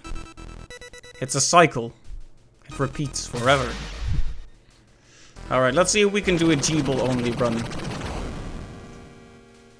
I have my doubts, but we're gonna give it a good old try, like we always do.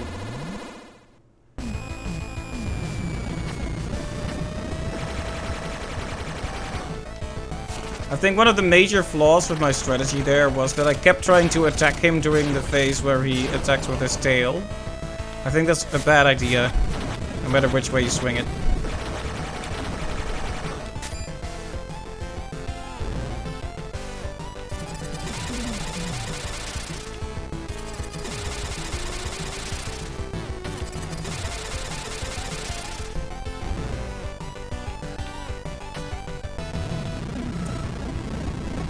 Also, we shouldn't be afraid to use the bat as an escape method.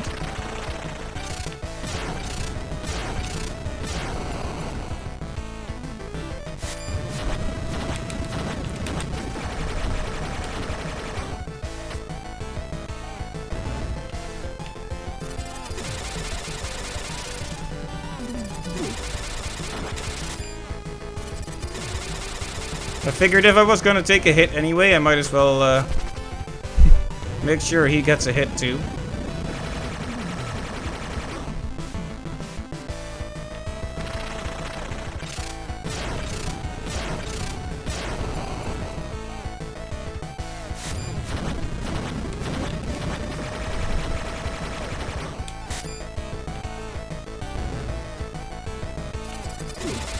Oh, whoops.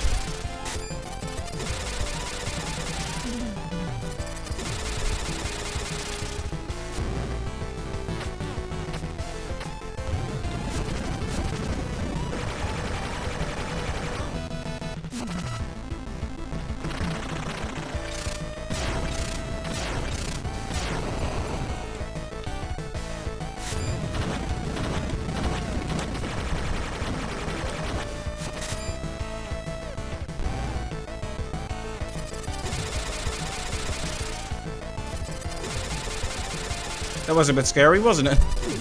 Ow. But we got pretty far that time. With a bit more practice, we should be golden.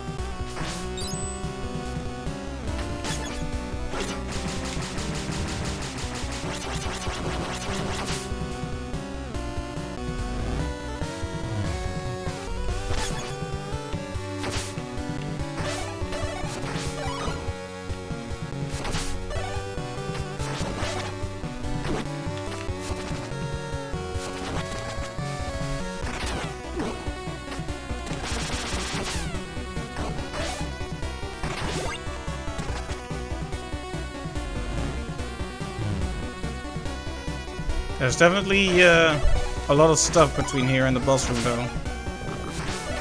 It's not even the amount of rooms, it's mostly that there's frogs in it that bothers me.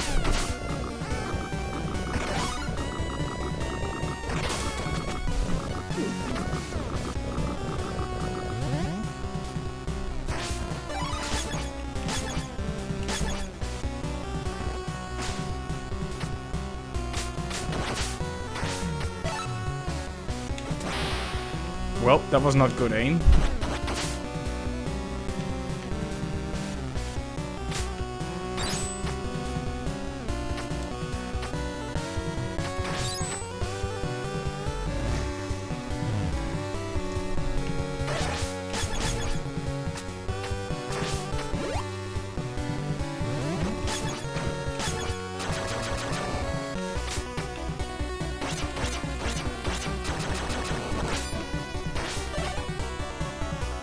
Right, I need to think about who to heal and who not to heal.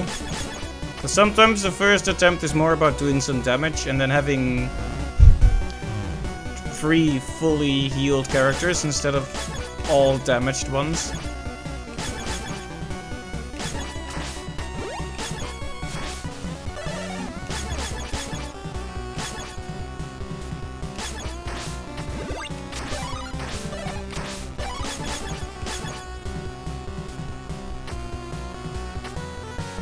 Well, let's give this another try.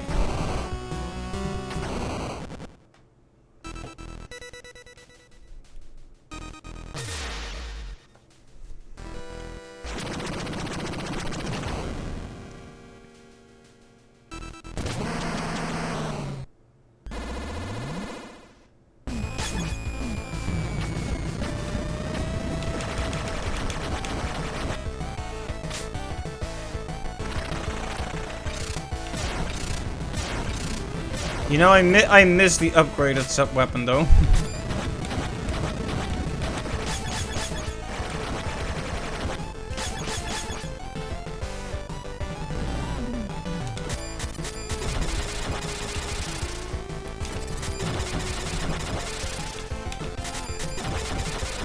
Okay, good cycle.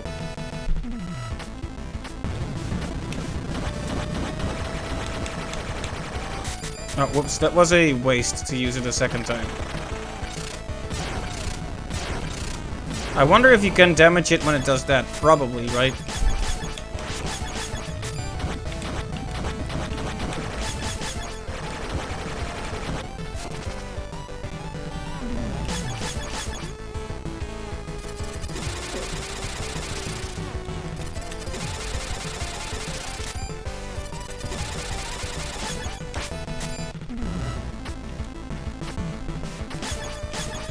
Well, no more weapons energy, so now it's gonna come down to plain old damage. So long as we keep switching characters, we should be fine, but you can always lose sight of a character's health and then, you know, big mistakes happen.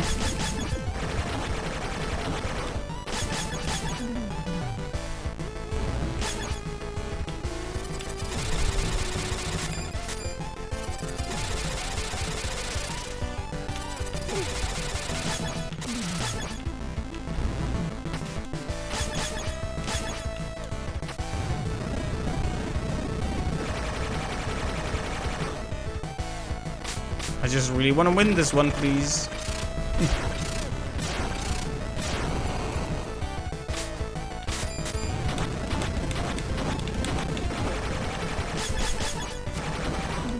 That was pretty bad. Shouldn't have gotten hit there.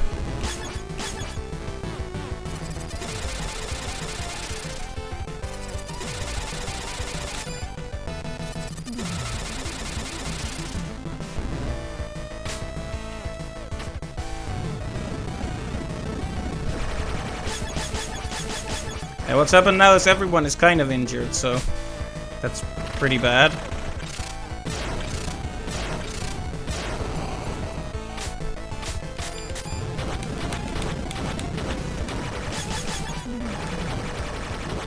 So close and yet so far. Should I just wail on him when he does this attack now? No, I should not have even thought about it. I have just put myself in jeopardy by doing that. That was just a really stupid idea. We'll get him on the next cycle, just don't get too hasty. Don't be hasty.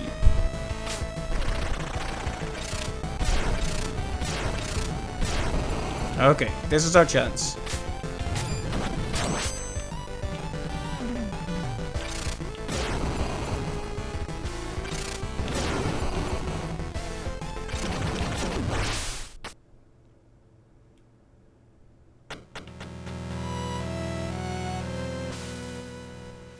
Wow.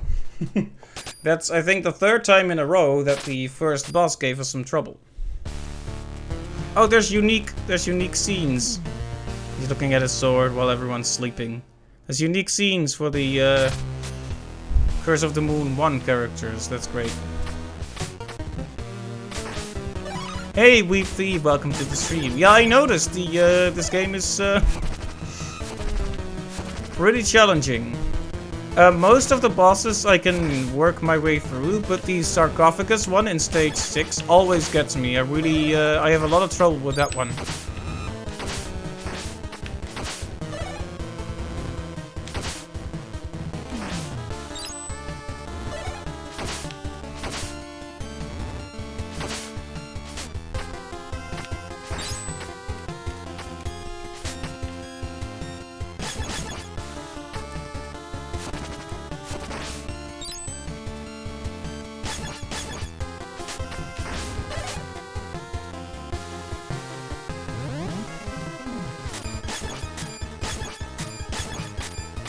Okay, we can't get through that because that's a path for Hachi, and we don't have Hachi today.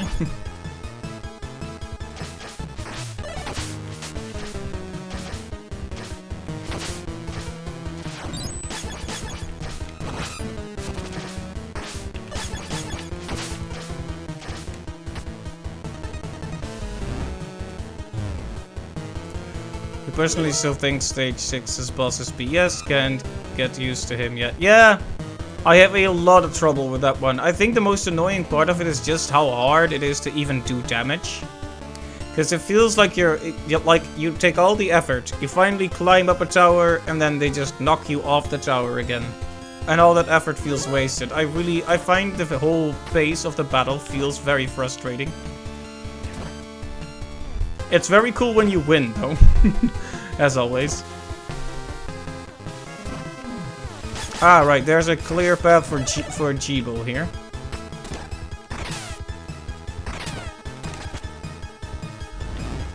A unique checkpoint for this route, very nice.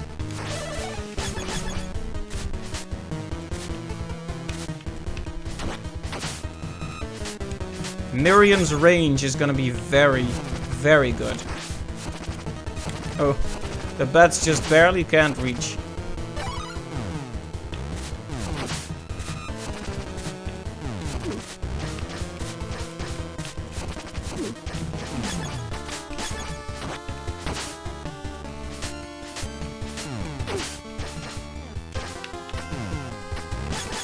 Now excuse me while I get hit by every enemy. Let's...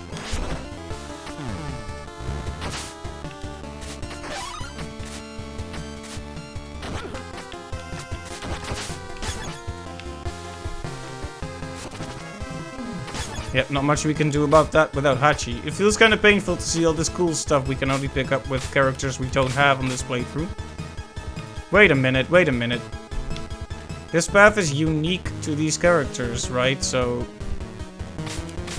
what is that doing there? Well, whatever. We won't think too hard on it.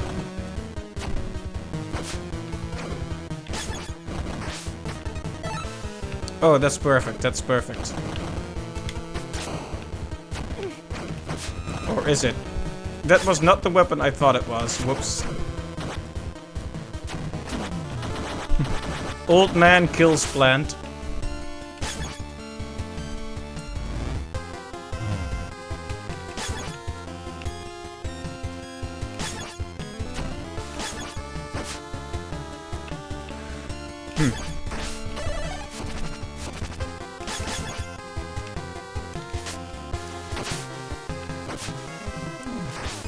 Yeah, I wanted something a bit more vertical. For some reason I thought this X was the Castlevania X, so the one that flies upwards, but it is not, so whoops.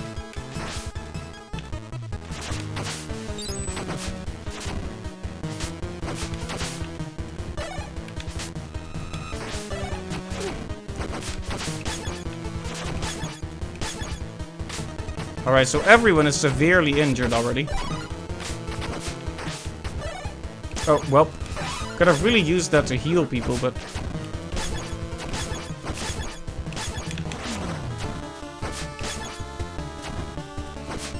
well, can't go in there, right?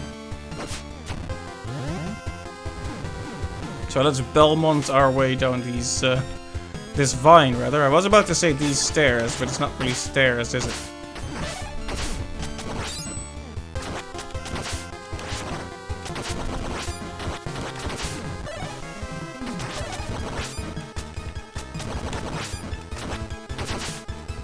Yeah, this is basically my replacement for the Hachi panic button. It's just... oh. I got distracted by the one-up sound and let myself get killed. Whoops.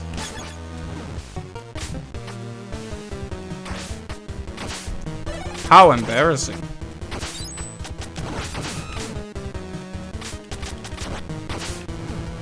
But yeah, Weep Thief, which character is your favorite so far? Like I'm now doing the campaign where you have the Curse of the Moon 1 characters, but I'm assuming you are also still getting used to the Curse of the Moon 2 characters.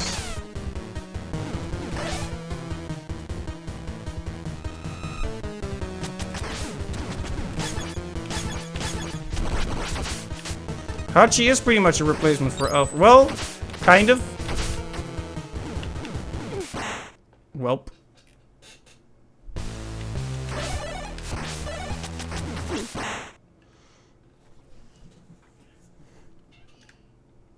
He has the defenses that Albert has.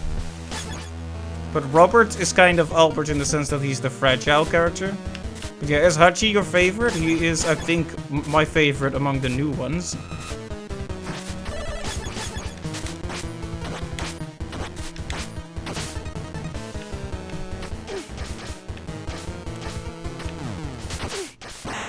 Well. I blame the insane temperatures here.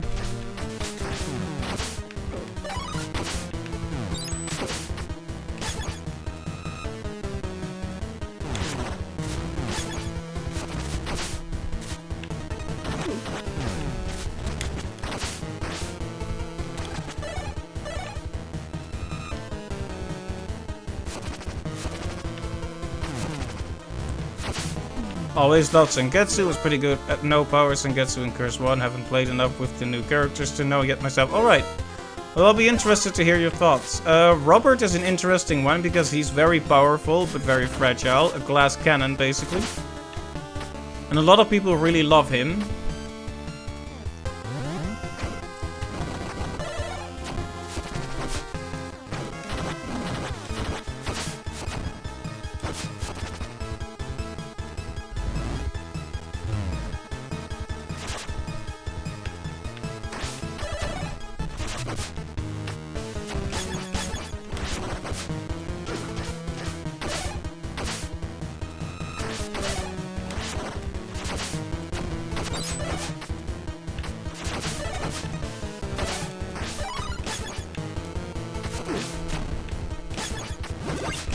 Well, gave that to the wrong character.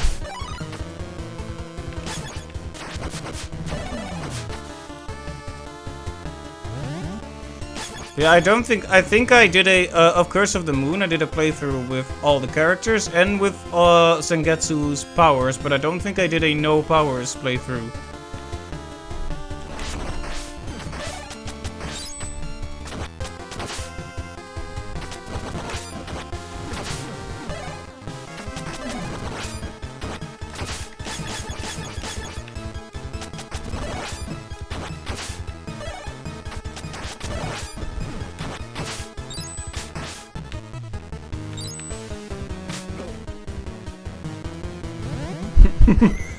You notice I died right before a checkpoint? I actually suggested a drinking game earlier in these streams. Like, every time that happens, I die right before a checkpoint. Take a shot. But if you did that, you would probably be dead already, so...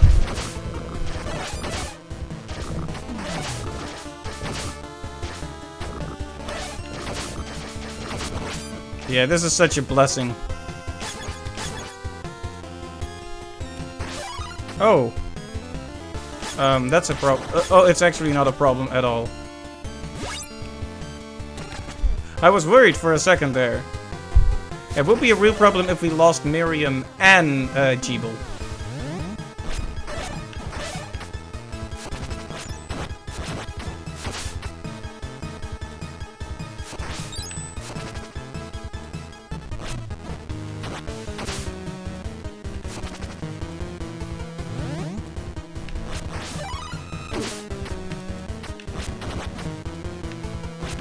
Okay, Jeeble is very good at hitting enemies above us, isn't he?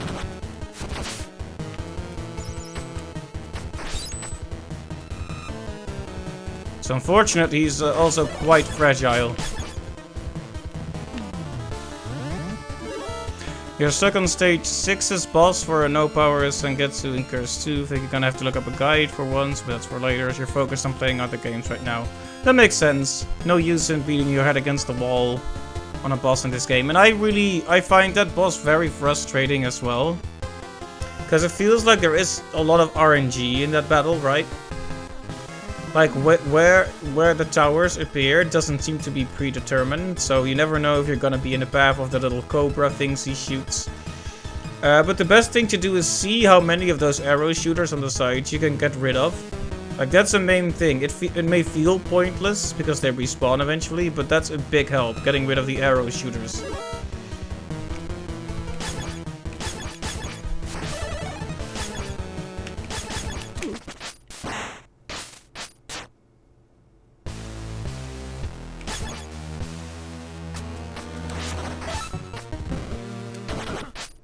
Whoops.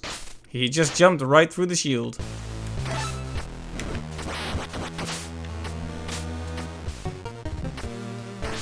Hope there aren't any other secrets we need other characters for.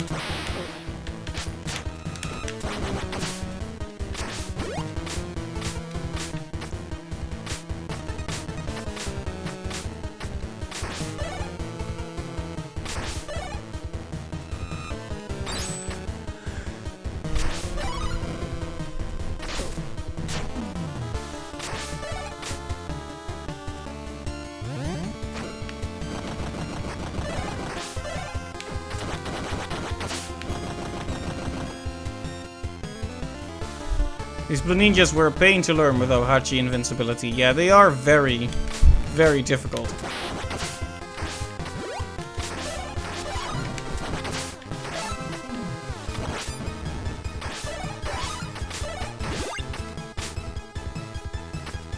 Alright, we're at the boss, but we only have Zangetsu, so I don't see this going very well.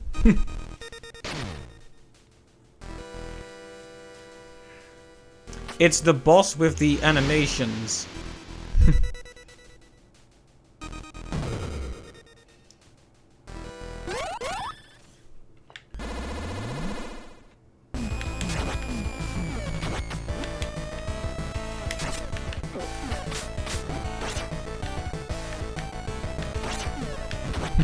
No powers practice. Well, you can see it's not going well.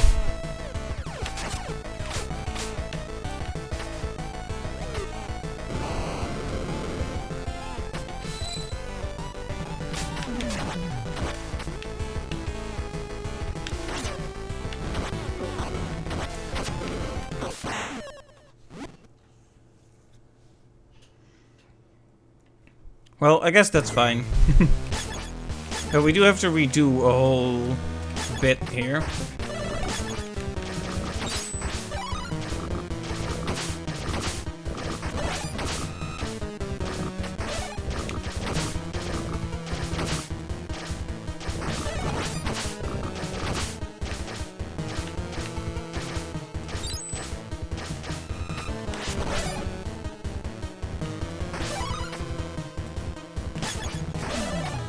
It's important to remember that the shield carries over to other characters. That's a game changer and I keep forgetting it. The game is kind of inconsistent about this though, because the increased attack power from Zangetsu does carry over to other characters as well. But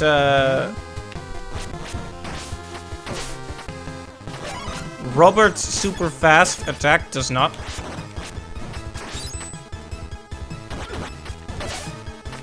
Well, I wasn't expecting to get knocked back there.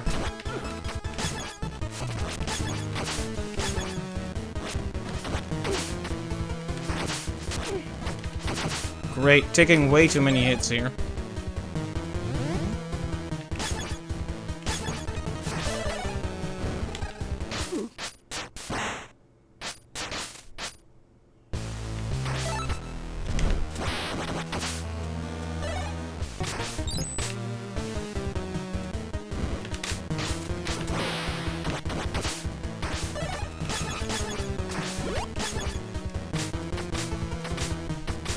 It's a shame too, because I think Jeeble is probably our best bet against this boss.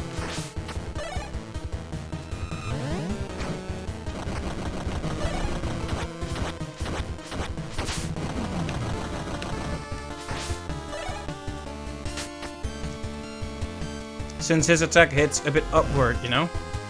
Miriam is very good too, though.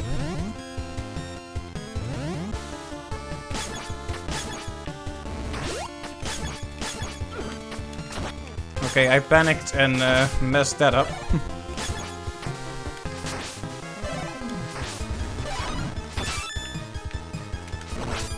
Okay, good sub-weapon. Pretty good sub-weapon.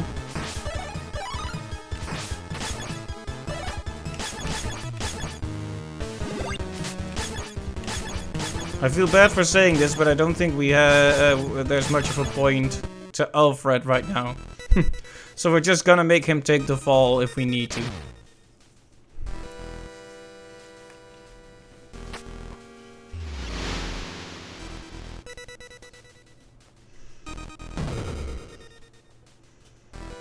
Like, it's really hard for me to get used to these characters again. It's such a weird feeling.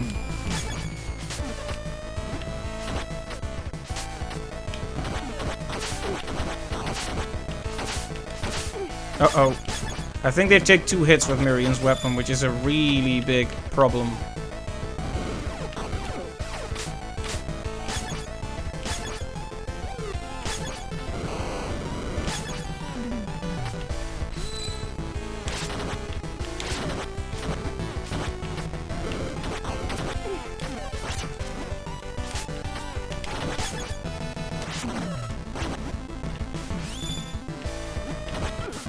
Oh, whoops. So if the projectile lands right on you there, it's fine, but if it doesn't, well...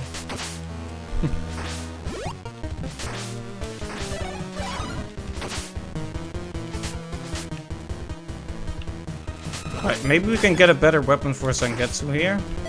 It is better, but not by much.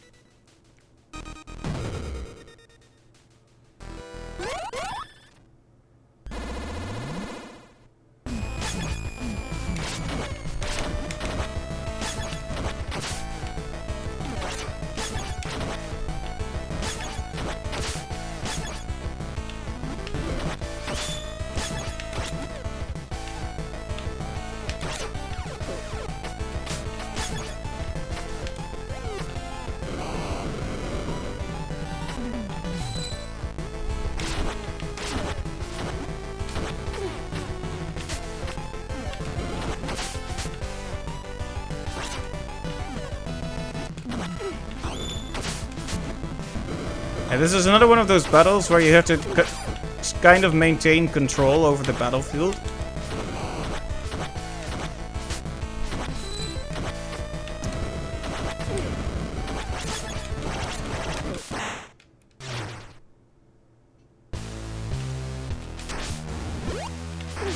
Oh, whoops, that was really bad.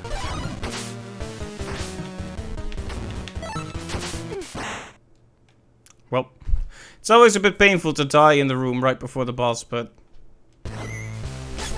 we weren't exactly doing well anyway.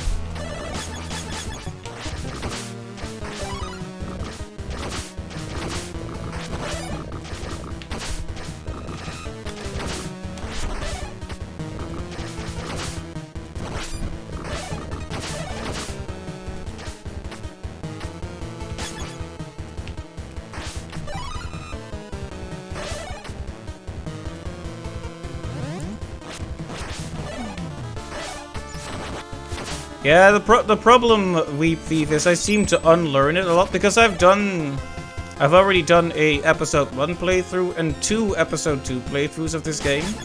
But every time I start again, it feels like I have to relearn everything, and especially with this return to the Curse of the Moon 1 characters. I feel like I've basically unlearned it all. But yeah, we'll get back into the swing of it. It just feels a little bit awkward to get stuck at a boss that I defeated pretty easily a while ago, you know?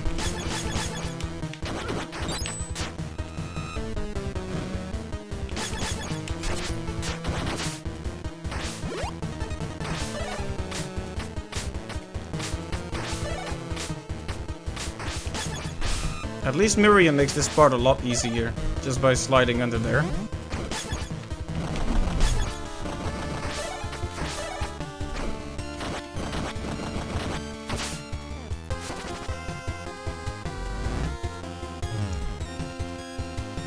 Okay, at least we are getting to the boss with slightly less terribleness.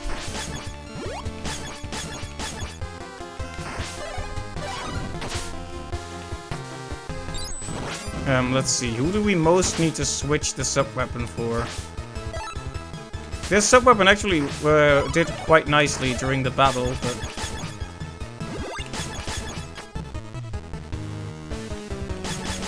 Yeah, let's see how well it goes with Jeeble. But yeah, Weep Thief, did you play Ritual of the Night as well? The Metroidvania one?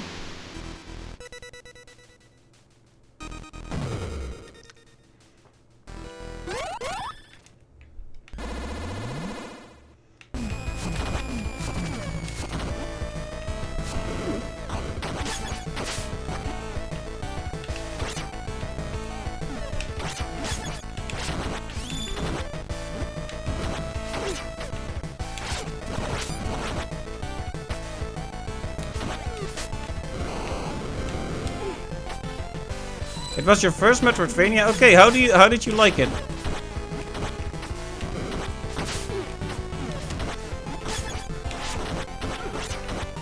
I hate that this does not help against the little walking soldiers, because you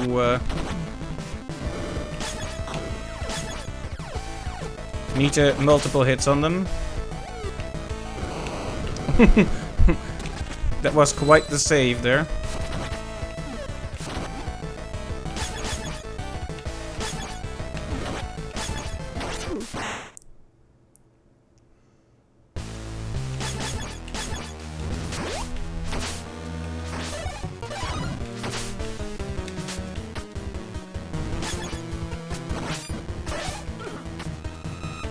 I can't believe I got hit there.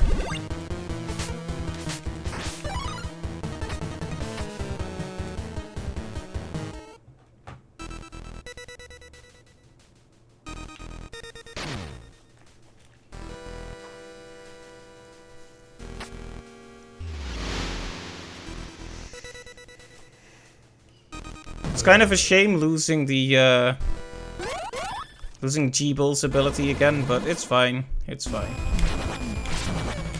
It's not really fine, but...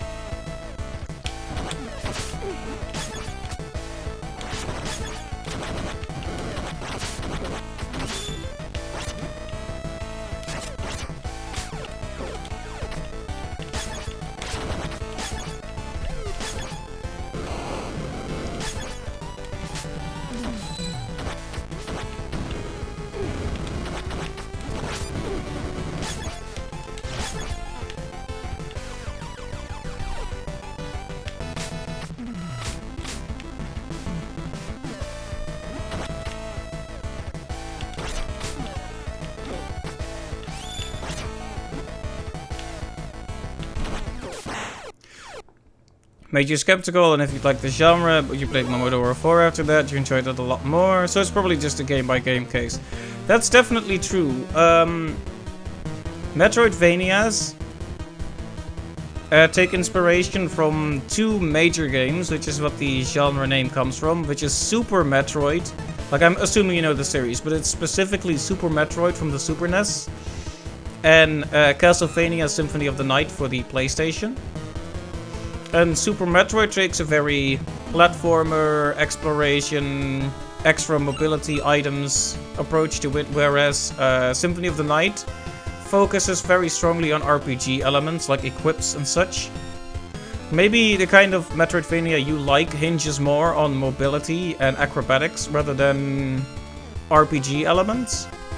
I would be interested in what you think of games like Ori and the Blind Forest and Hollow Knight. Those are very mobility based as well.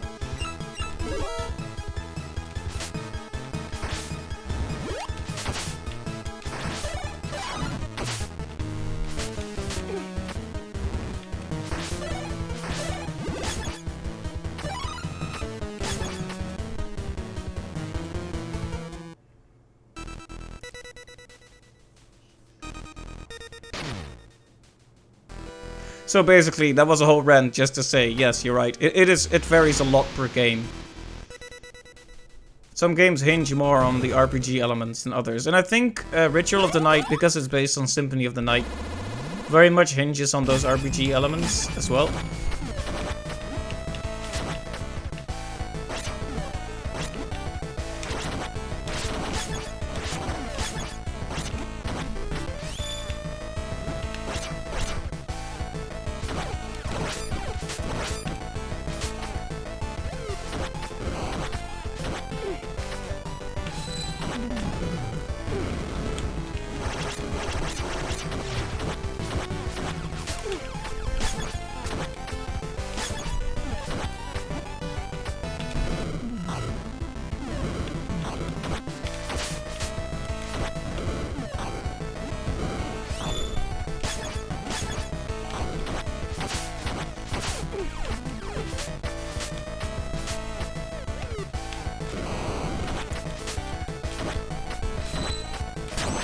There we go.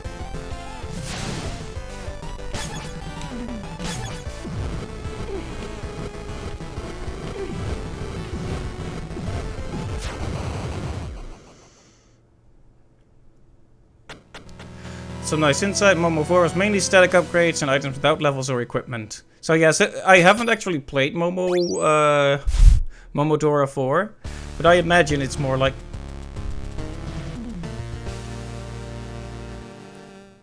Were they all pretending to be monsters? That was funny.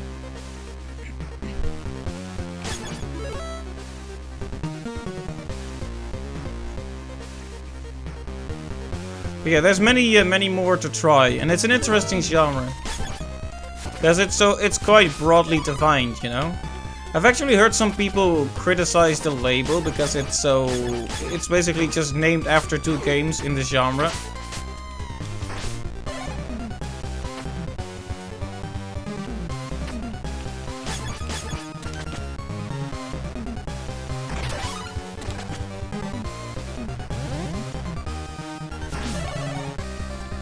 So this is yet another secret path we can take, because we are now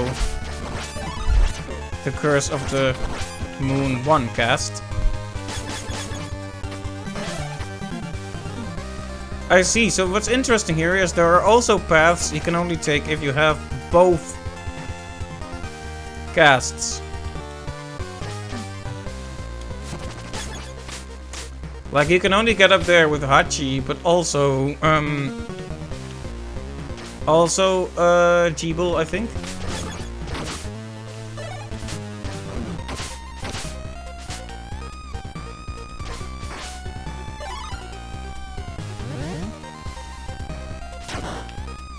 Haha, money. They thought they could hide the money from me, but...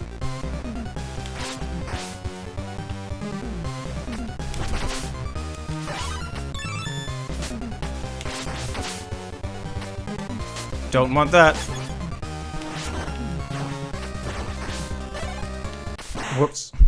Sorry, Alfred.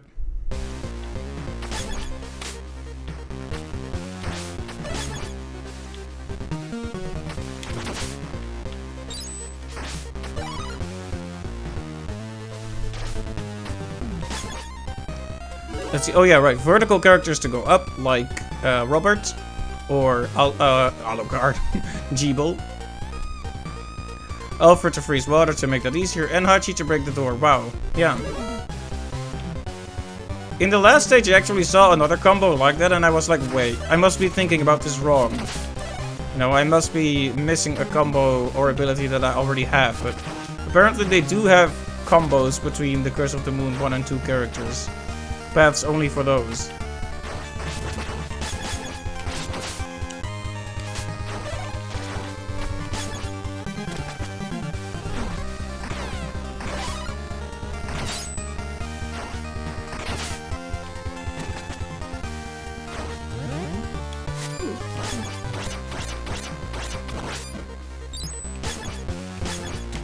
I don't know what the point of this thing is, but... Oh, wow, if only we had our good friend.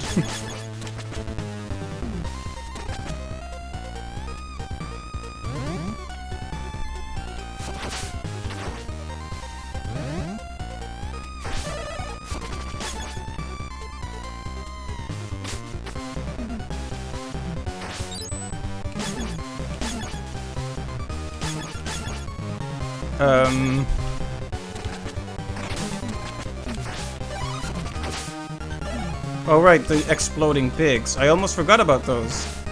I only really saw them in episode 1. Right, Miriam is absolutely the right call here, because she has that jump.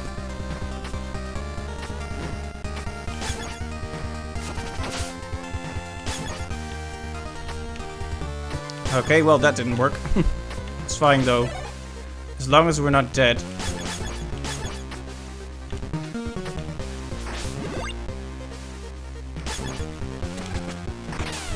Sometimes a part that's relatively easy makes me so nervous because it's at the end of the room. I decide to just chicken out. Ow. Should have healed a Jeeble, as it turns out. But hey. Oh, here's yet another one of those combos.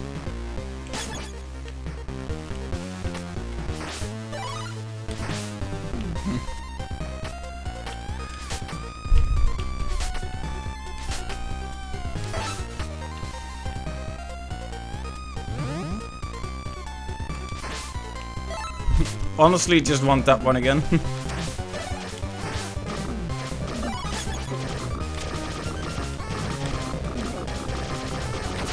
It's rooms like this where I really miss upgraded Zangetsu.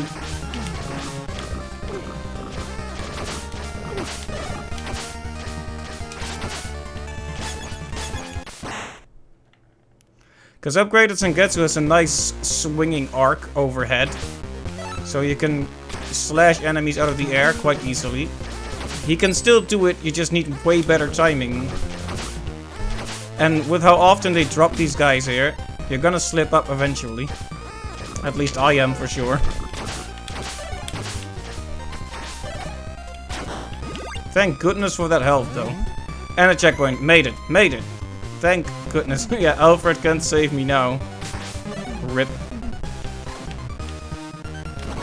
Oh, hey, I'm not sure if you know this, Weep Thief, but I've had a few times where this bullet hits me, specifically this purple warp-looking bullet projectile, and then I fall through platforms, and I've been wondering if that's what the bullet is supposed to do, or if that's a glitch. Like, particularly on stage 7, where there are many smaller platforms. That's where I started noticing that that bullet seems to make you fall through stuff.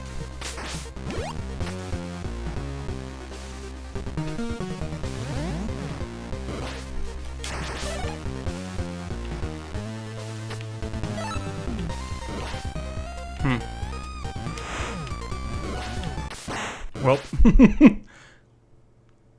probably better to have everyone back anyway.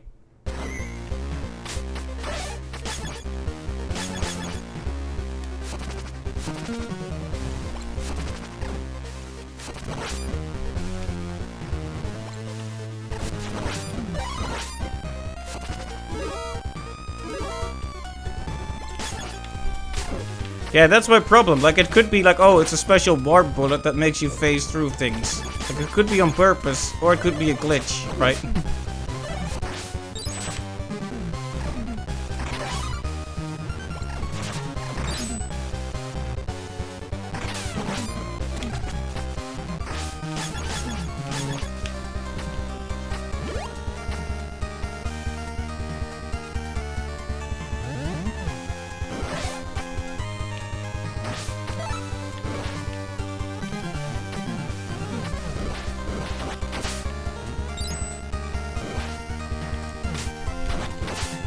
Either way, rooms like this always freak me out. Vertical rooms in Castlevania games are scary.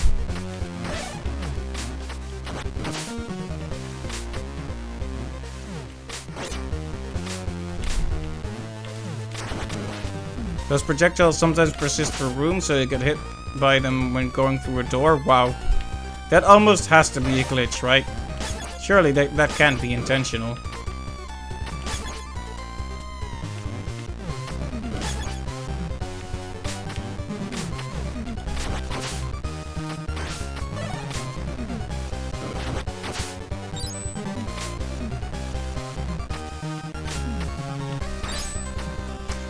Yeah, if you go through a door at the same time as some monsters like the Dullahan heads, they also follow you through. But that's really weird. That is very weird.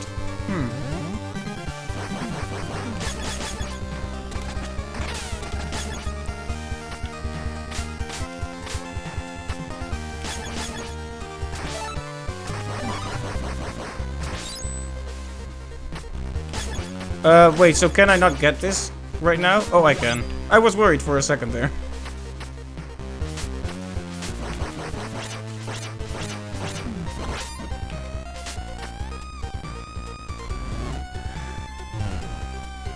Yeah, for sure. Just the sprite and hitbox not being removed. Indeed, very strange.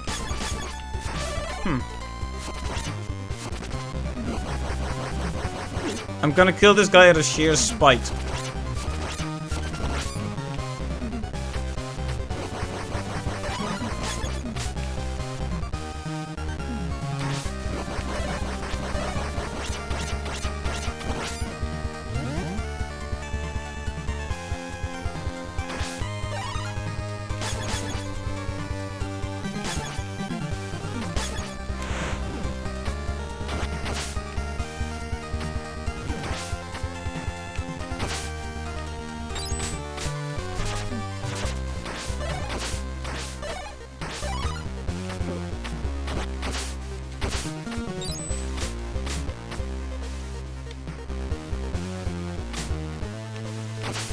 go.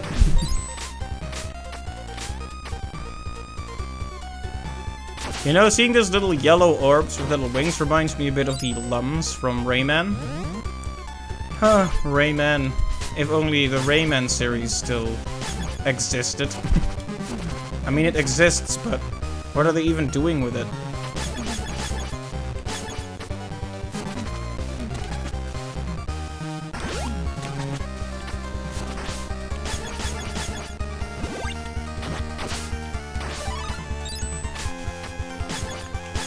Like, there was a brief revival for the series. They made Origins, which was good, and then they made Rayman Legends, which was arguably even better.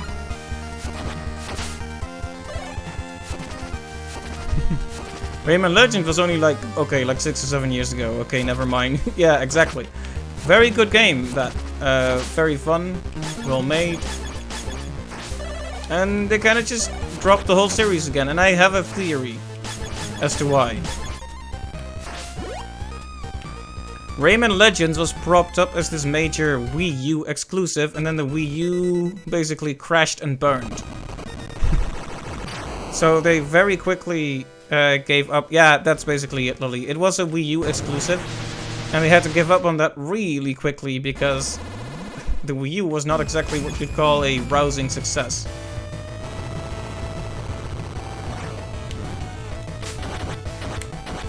Hey Clive, welcome to the stream. You slept for 17 hours in total so far today? Whoa. Well, if you slept that much, that must mean you needed it.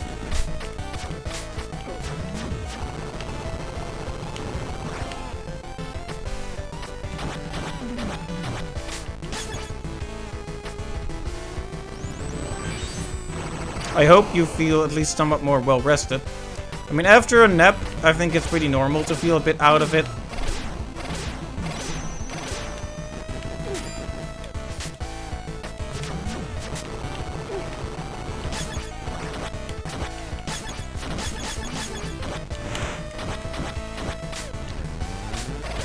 Well, it's not exactly a clean attempt what I'm doing here, but it's not exactly going terribly either.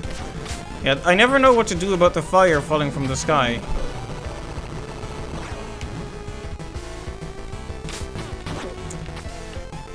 Well.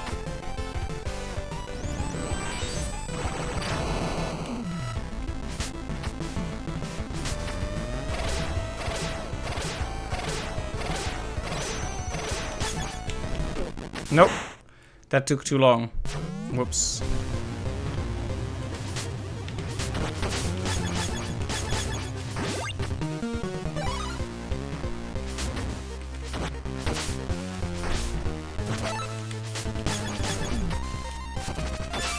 Aha!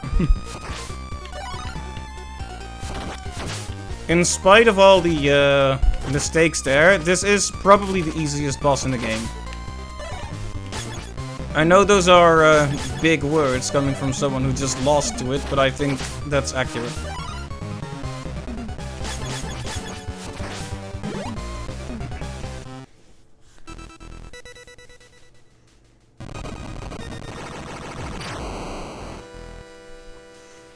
Only one attack is even like threatening, yes. It's kind of a repeat of the first boss too, when you really think about it. When you really dissect it. Its attacks are very similar, and its attack patterns too. Oh, right, that doesn't help against that. Whoops.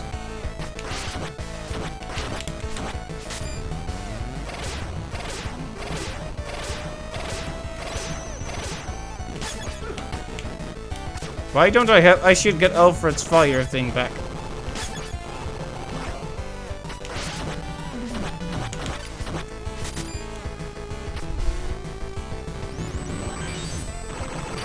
Yeah, the blue, I think the problem with the blue projectiles is that they're always the same. Like, it seems like it probably should have been a bit more randomized than it is.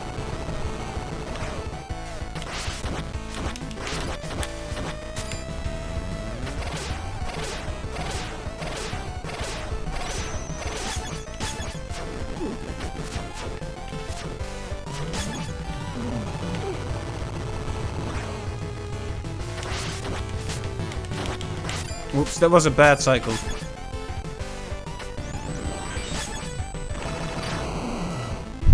You thought the Curse of the Moon one design was cooler? Well, you know what the problem with this thing's design is? It's like a weird crawling demon thing. There's no sense to it, basically. What's cool about the demon in Curse of the Moon 1 is that it's like the what do you call it?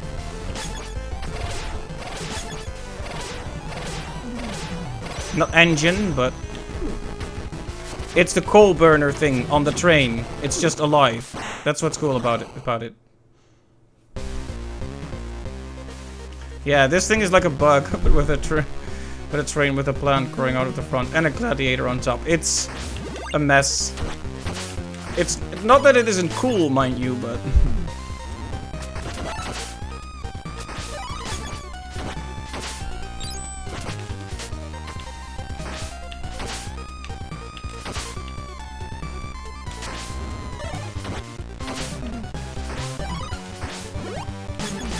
it is a pretty confused looking design, to be honest. Okay, the fire should protect me against that fire he shoots from the sky, so hopefully we can pretty reliably not get hit now.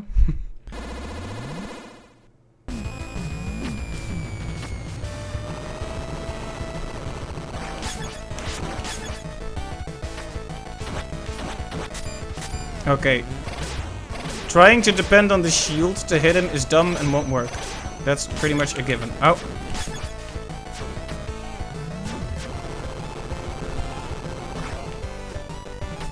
I don't know a game called Gynog, but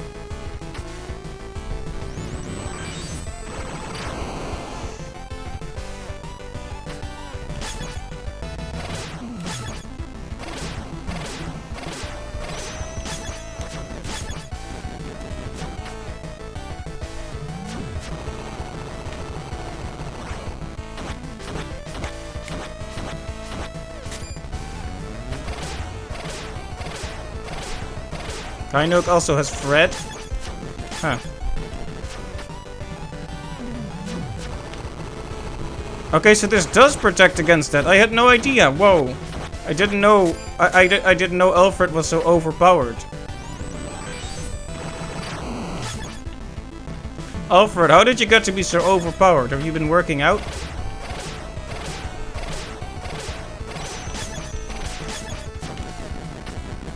Okay then. Go ahead and try to attack me with your dumb fire. Loser.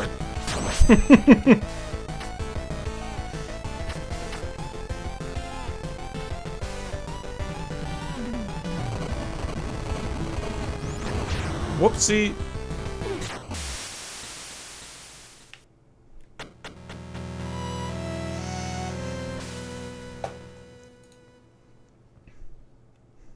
Oh, that is a very scary train. That is a terrifying train. Huh. I like that they added little scenes for the Curse of the Moon 1 cast as well. They really did their best to make a little story for every episode.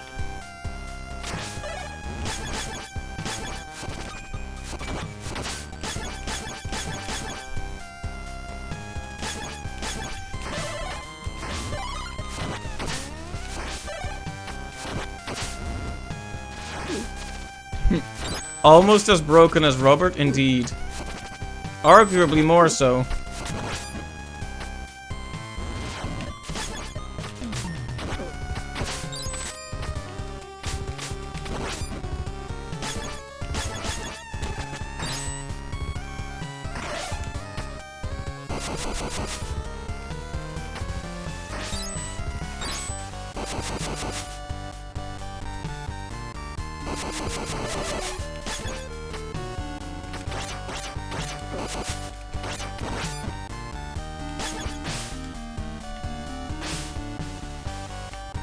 Help! We're stuck.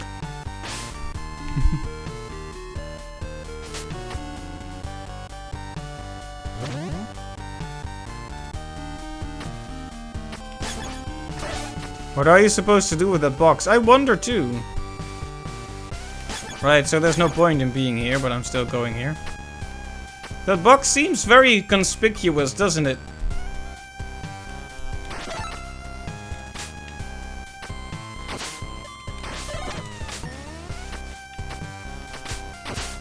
Yeah, the skeleton literally points towards there like, hey buddy, that's where you want to go.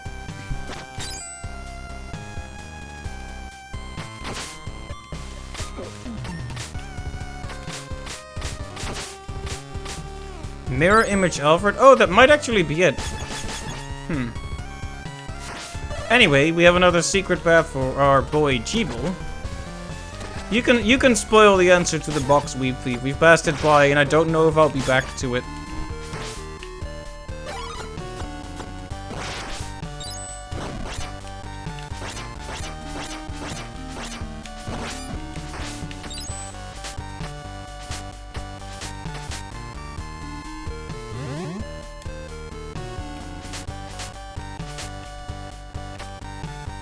Hit it with Miriam's whip? It's that simple?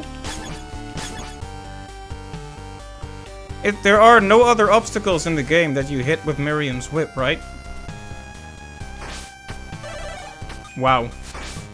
That's weird, but sure. Thanks for letting us know. Another mystery solved.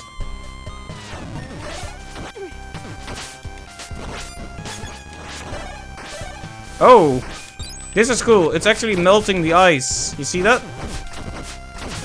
Like it's making it. I don't think it's just aesthetic. It looks like, but him standing on the ice with the fire makes it like hiss.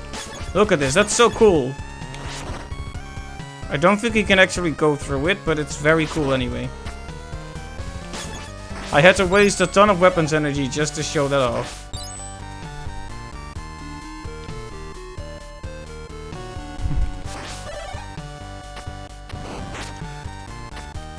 Yeah, that's how you can tell a lot of love and care went into this game. I mean, we may have our problems with it, but at the end of the day, it's very well made. You know, I went through the effort of switching to Jeeble there, but I could have just turned to Miriam. like Hachi having spike feet instead of his usual tracks in this level. Yep. Oh, let me check something. I thought maybe you could destroy the fragile blocks, but no. It was worth experimenting, though. We did it for science. Oh, fire also protects you from the slippiness, so there is a mechanical advantage. Nice. Learn something new every day.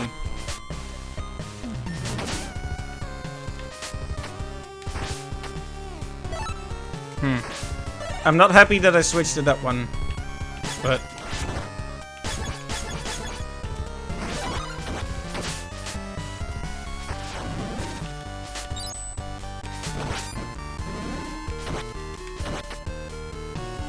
the city skyline here is very cool. The silhouette against the...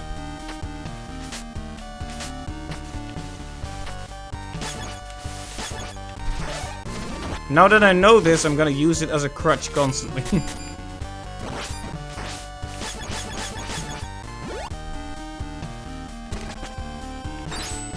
That was probably a fair bit of money.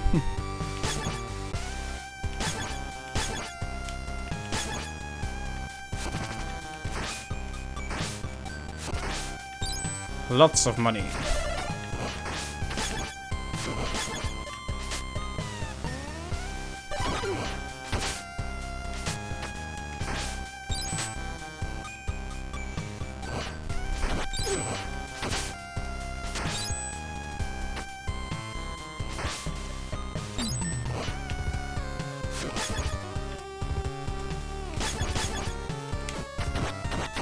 Haha!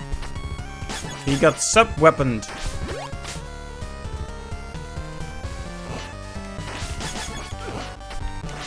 Whoa, that was a bit of a panic move there. Yeah, everyone is in pretty bad shape, but it's all good as long as we reach the next checkpoint before we all go down.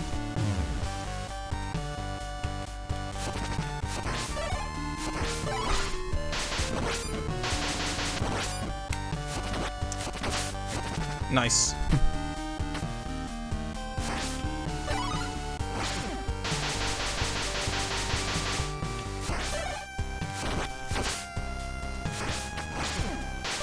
Oh, I was about to say, I'm being cautious, and then I jumped into an ice spike. So, yeah.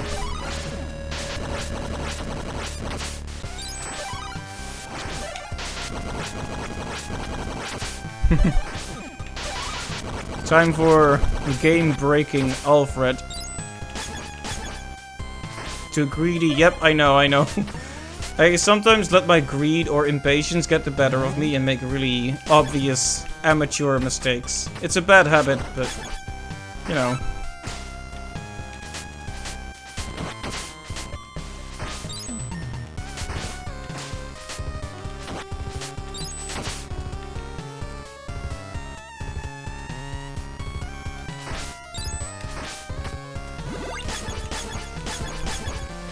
Right, the boss after this level is fun. Ow.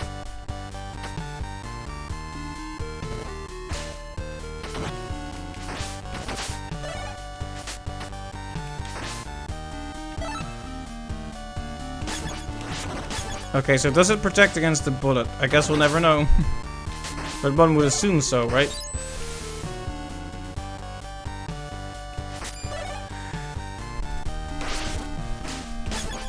Okay, let's test it for science. It does protect against the bullet. Okay, good.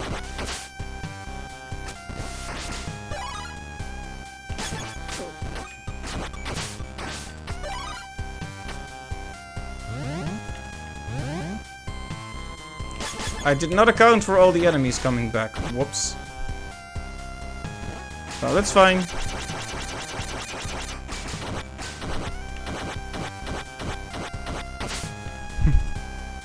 There we go, checkpoint.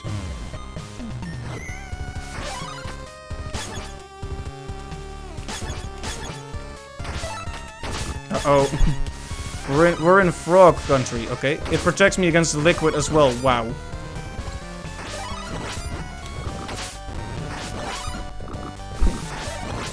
I want to sing a song for Alfred. I don't think I'll do it though, because I don't want to embarrass myself, but if I had a better singing voice, I would do it. Oh, whoops. Well, that's fine, because Alfred is still here. Right, Alfred?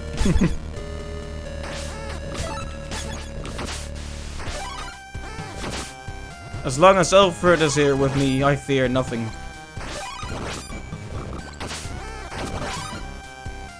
Right, I kind of want to try it out, just to see. Let's see if we can bring the purple... Oh. I slid through the door there, whoops.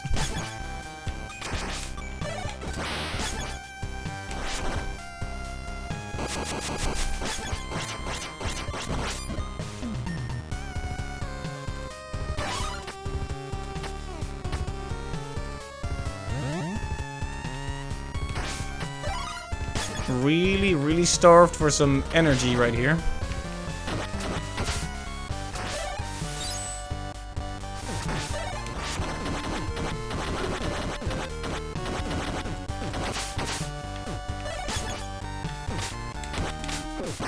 Whoops. You have a clip of it? Alright. Well, I guess that's fine. Get everyone back at full health. It's all good. We just found the checkpoint anyway.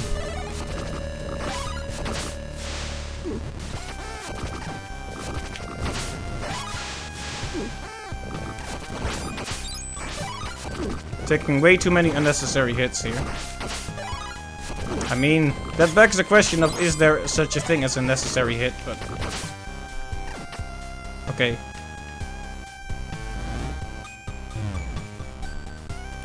That's alright, no rush. You can always send it afterwards or DM it to me if you want.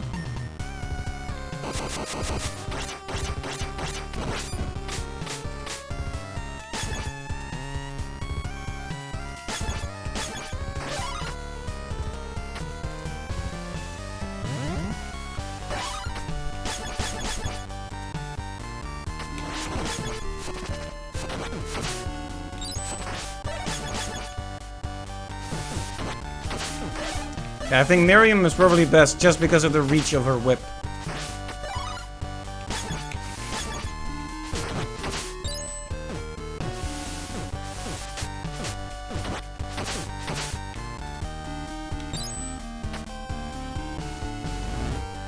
Alright, we're at the boss, and everyone is still in decent shape, except Jeeble.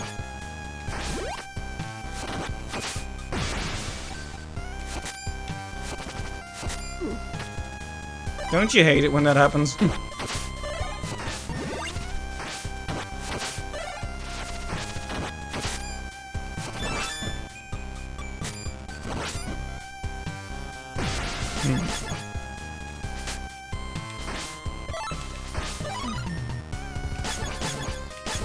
Alright, let's try it. May take a few attempts to get into the rhythm of how this boss works with these characters, but that's okay. The clock on the upper right still bothers me. Yeah, I eye it sometimes thinking, wait, why is that there? I mean, it's kind of weird to have something take up space on the screen when it's almost never used. I'm guessing it gets used in Legend mode or something.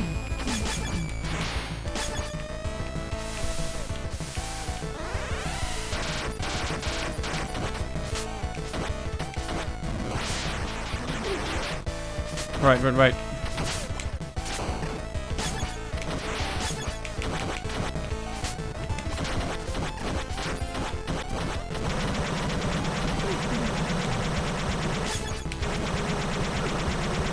Oh, whoops.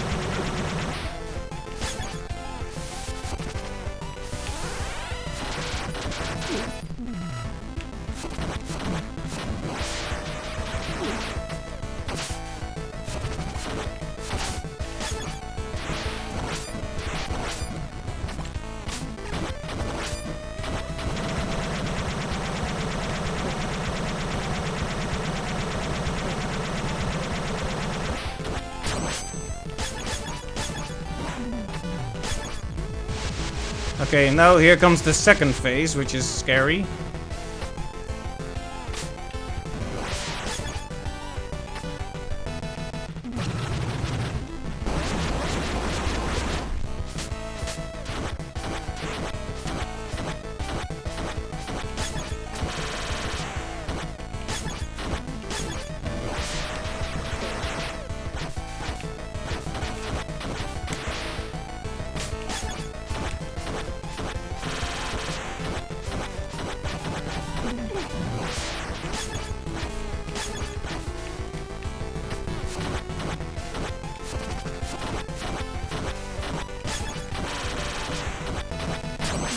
And there we go, first try.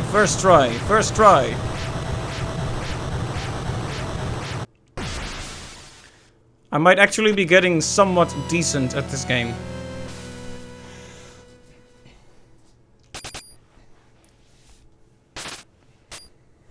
Okay, now let's watch the funny cutscene.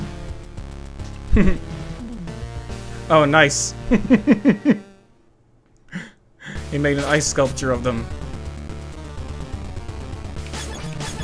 Zangetsu really does love his friends. He just can't express it properly because he's a very angry, stoic, warrior man person.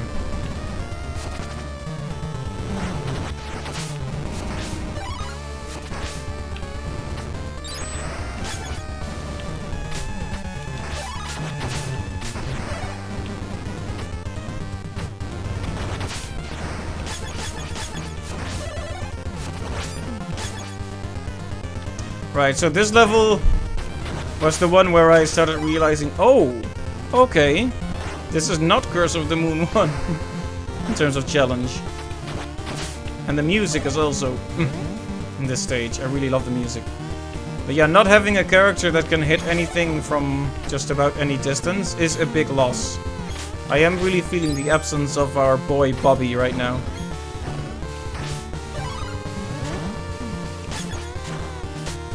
Let's switch to a different weapon, because this one is a bit more flexible.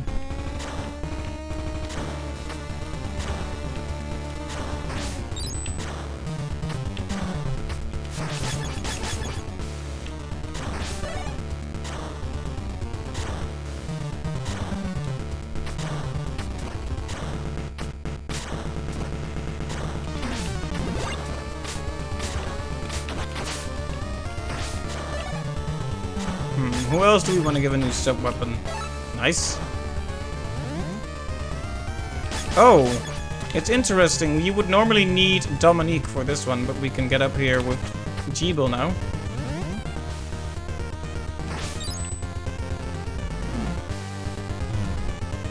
Which skips you right to here. Interesting.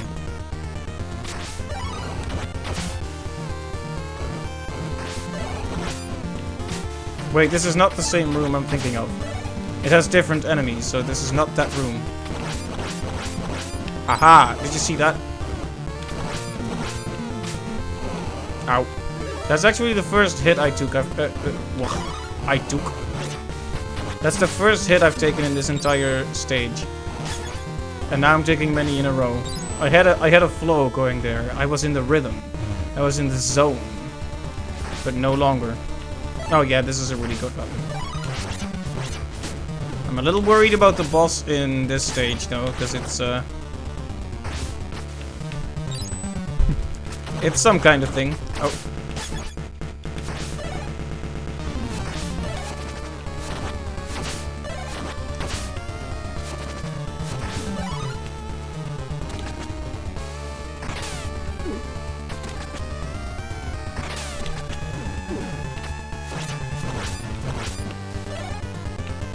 Do we want to go over there just for those candles?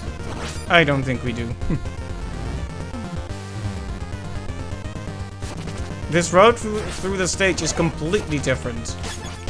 Like, it has similar challenges as the other route, but the setup is a bit different. Oh, no. No, no, no, no, no. Can I please have the better sub-weapon back?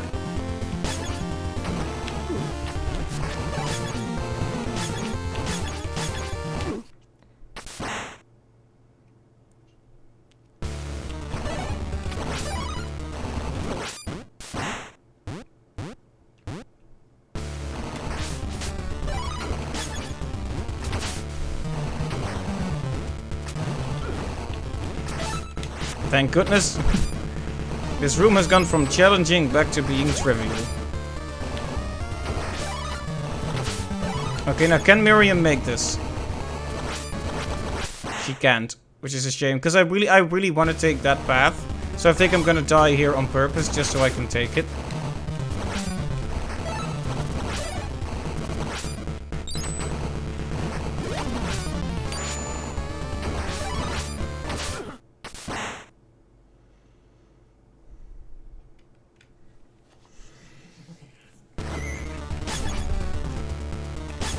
That's all good. No problem.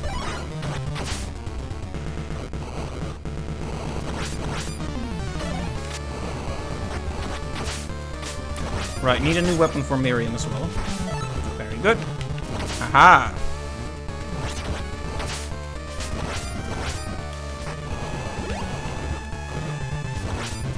We'll have to make a character tier list at one point of all the characters. You know what makes me really happy about the potential of a Ritual of the Night 2? We could get 3D Hachi.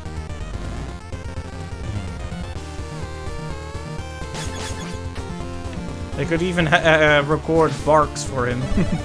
Literal barks.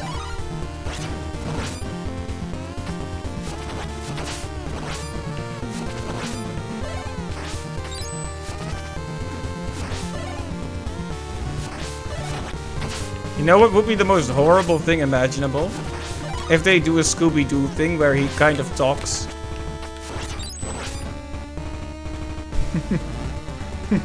Uh-oh, Rangetsu. Yes, it would be terrible. Well, I made that literal same mistake again.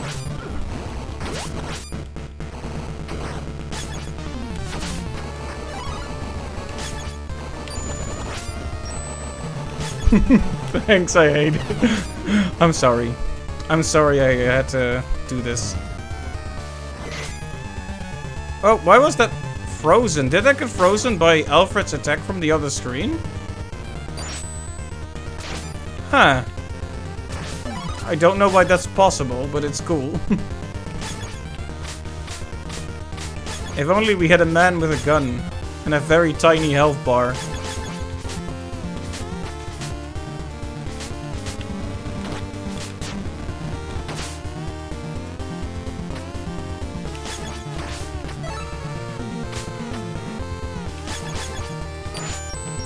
Aha!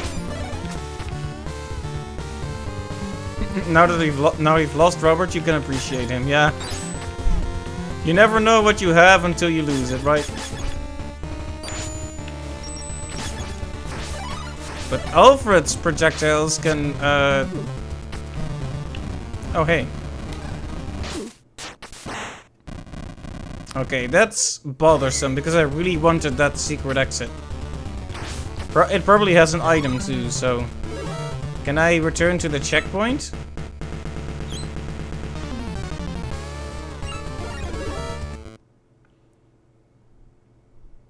I'm glad the option is there.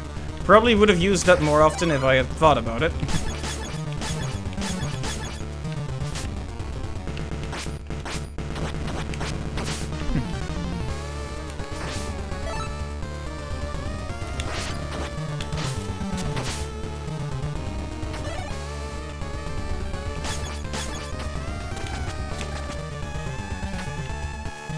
I like how there are 2 secret paths here, by the way.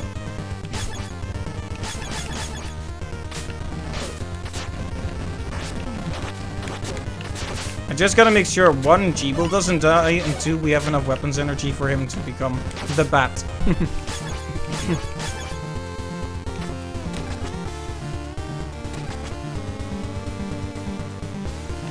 Okay, so there's a path down and a path up as well.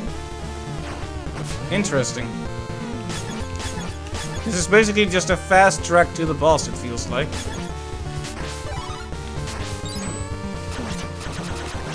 They do say that skeletons always point to the quickest path, right? I guess that's true.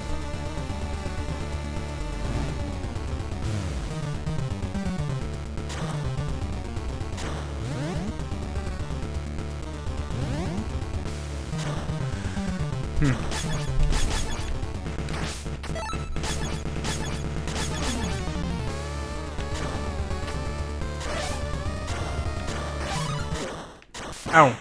Whoops.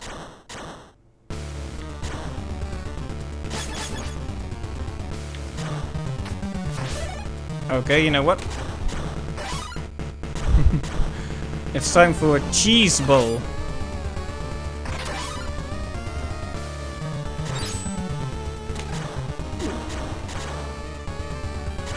Oh, there's no upgrade here. Okay, then. I was completely concerned over nothing.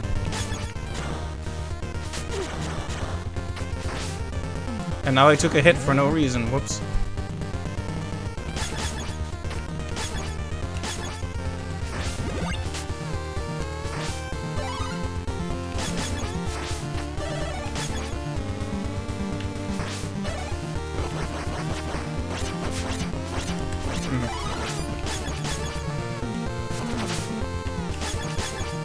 Rooms like this are a lot less annoying with these characters, that's for sure.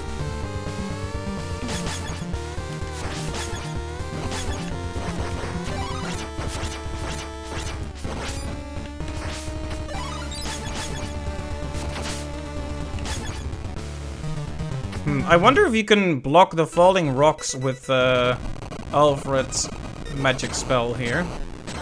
Oh, was he always this purple, or am I just seeing it wrong? Oh, of course, he lights up when the battle begins. Wow, goldfish brain strikes again. Was he always this purple?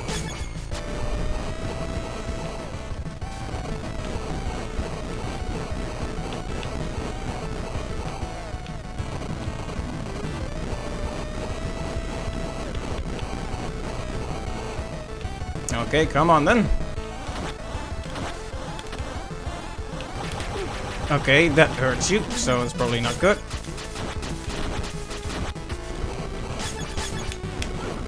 Okay, that doesn't help. That's a problem.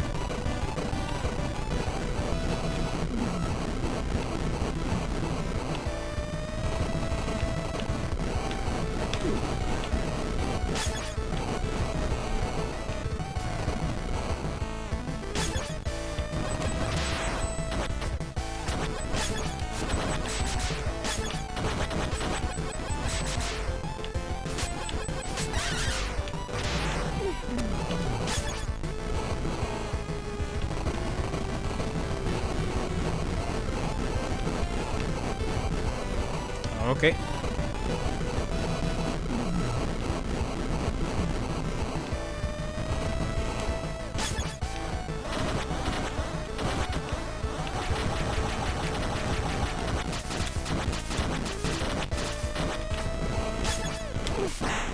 Oh, why did it kill her in one go? I thought she had some health left there.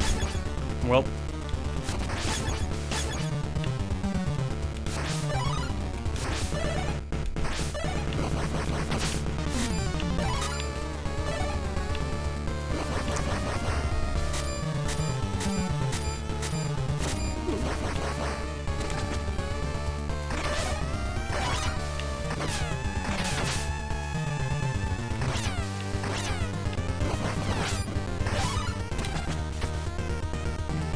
This boss was quite the pain to learn for Sanketsu no powers. I can imagine.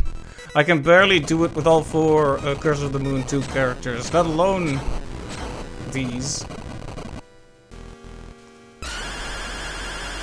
Yeah, I'm thinking Jeeble is probably the best call when he's attacking, because you can hit him from below so easily.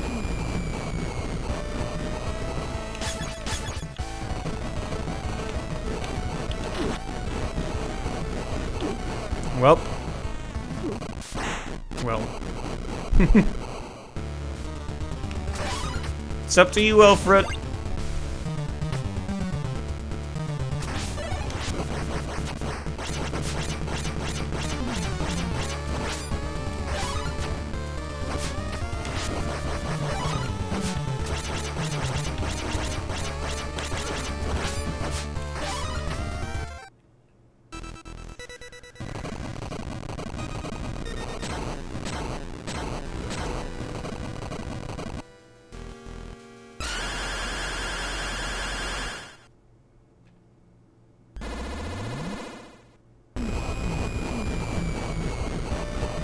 So unlike stage 6's boss, the RNG is only what attack he does, not the randomness in the attack. Right. The attacks themselves do have a reliable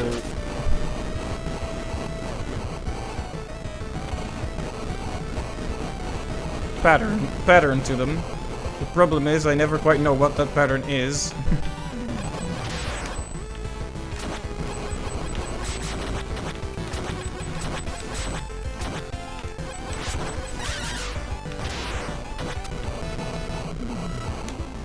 Oh, whoops, wasted one there.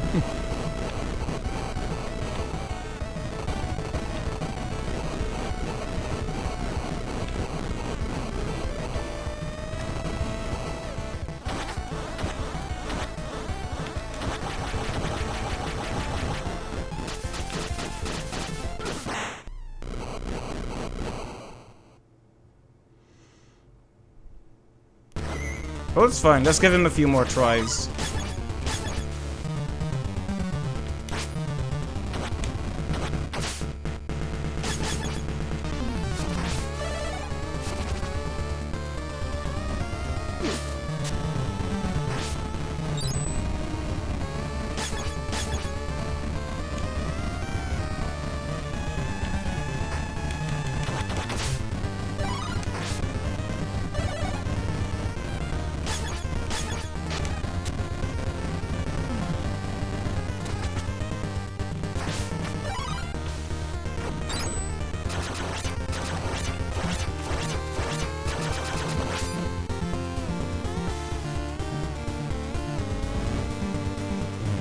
I still think this is probably my favorite music from the game, though we still need to hear the exclusive ones from other last episodes.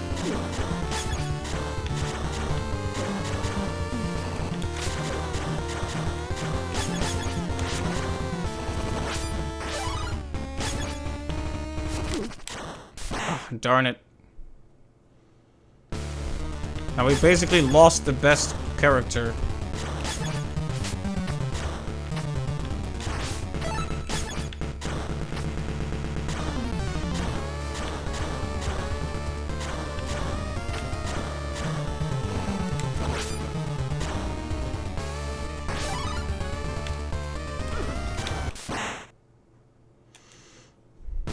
Stage 1's music changes after episode 1. I did notice that. At least I think I noticed it, but I couldn't hum each individual theme. Well, I think we're reaching the point where I'm too sleepy to play video game good, so...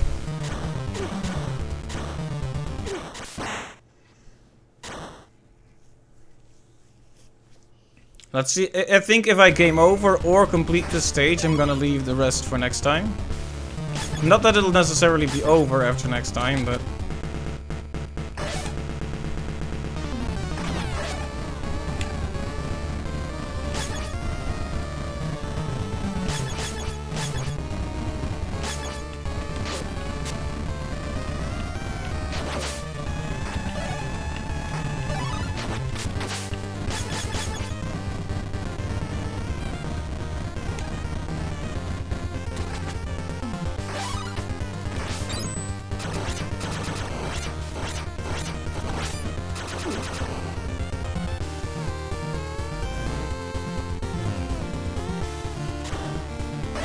How did I do this last time? I think I used cheese bowl.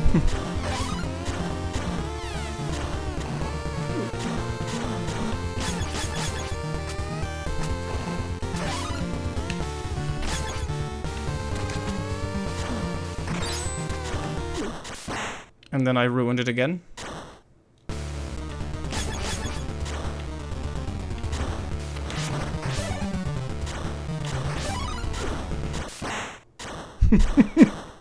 Right, I'm having some ridiculous problems with this part right now. I think I've somehow fallen into a bad rhythm, as one does sometimes.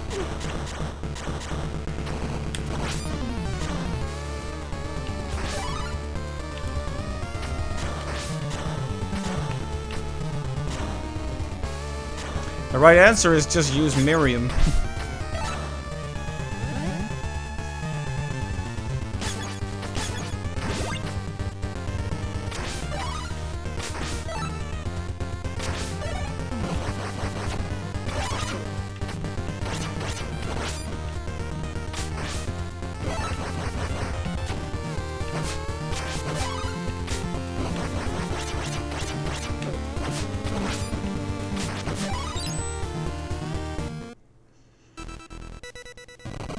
Well, let's give it a fair shot anyway.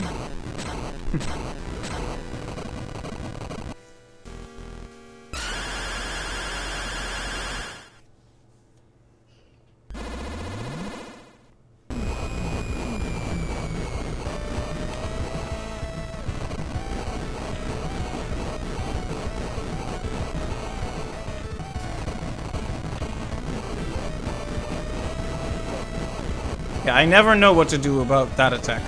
I always get hit.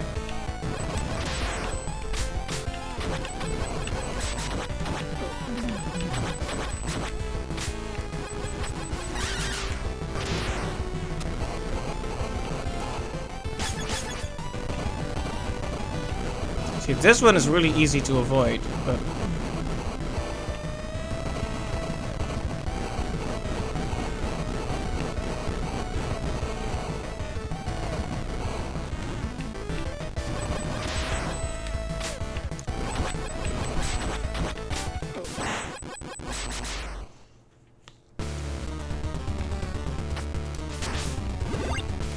Alright.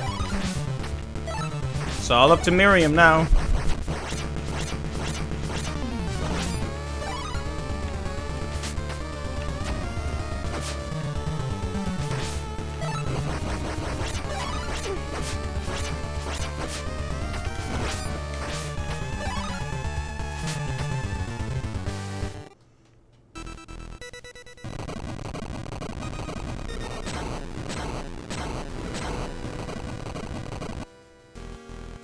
Oh, sorry about that, Weepy. Nightbot,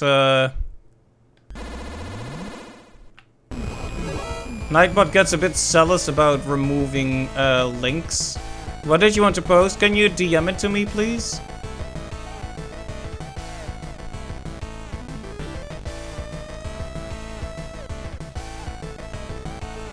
Okay, it might be better to DM it for now. Because Nightbot, I don't know what it is with Nightbot, but it very randomly does and like yesterday, it literally let a spam bot post a link, but when people just post clips and such, it gets upset. It's so dumb. I'm sorry.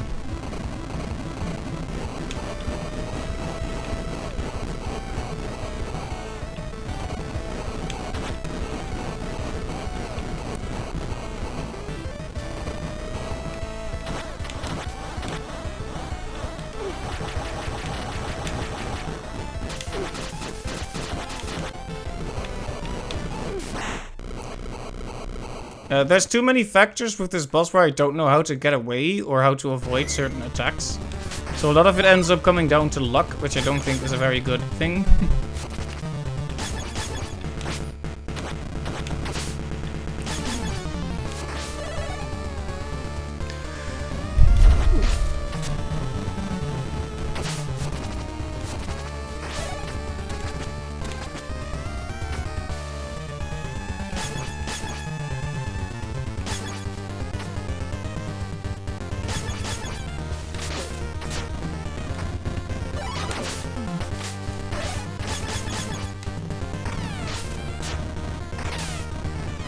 Can you get in there, please? Thank you.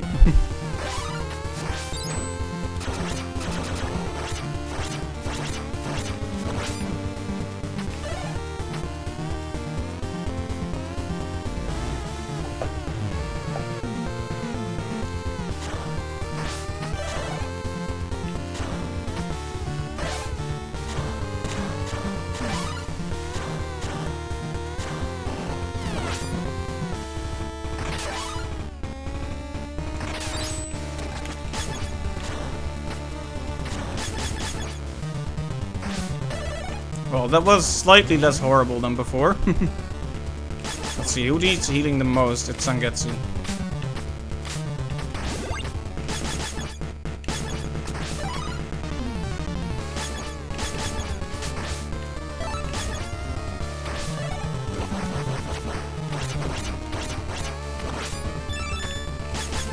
Okay, and we get to have one more try after this.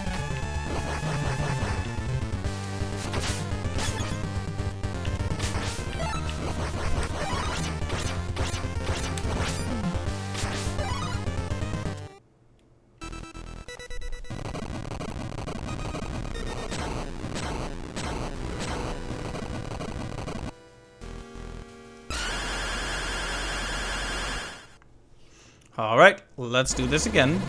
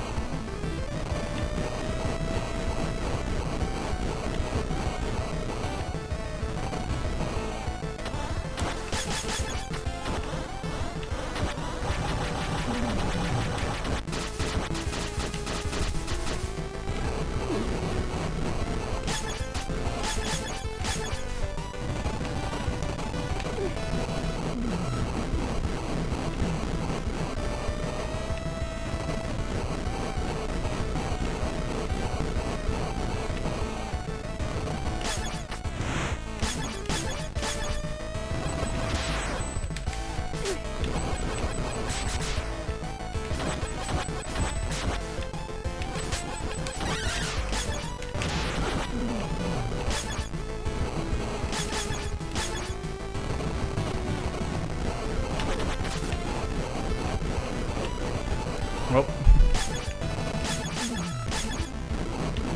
Oh.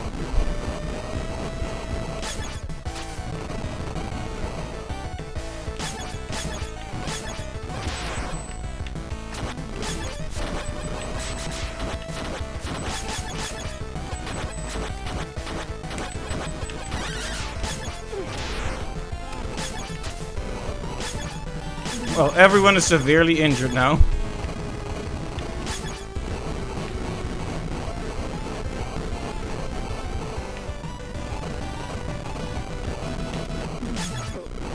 Ugh, I should have switched to Alfred.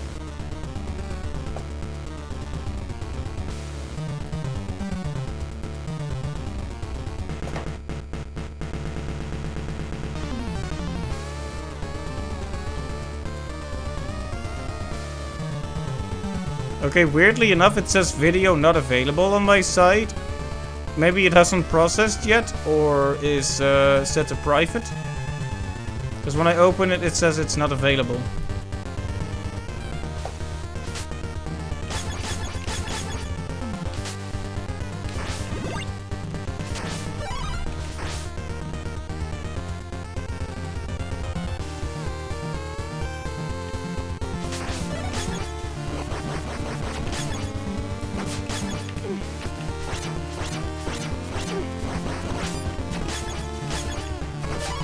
Well, all that extra health we managed to gather up is just gone now.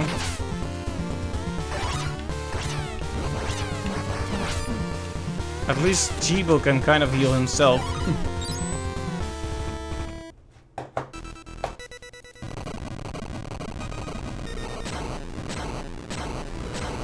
Okay, it works now. I'll have a quick look at it in a bit. Thank you. I'll check it out in a second. Gonna lose this battle again first.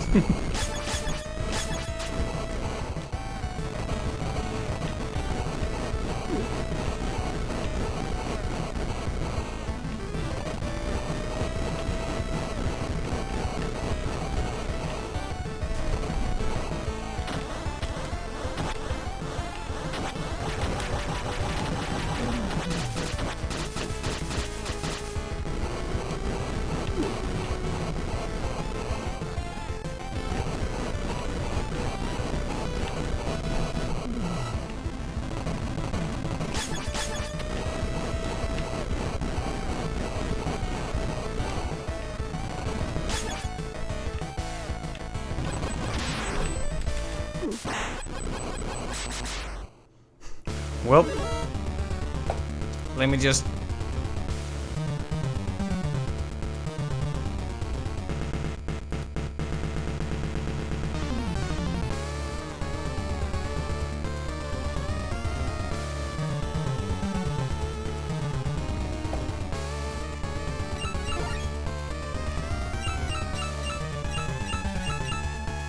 I wanted to find a quick way to mute the audio, but I guess I'll just...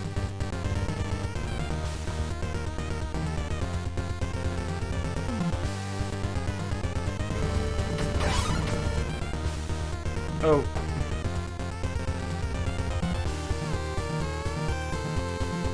Thanks a lot, YouTube.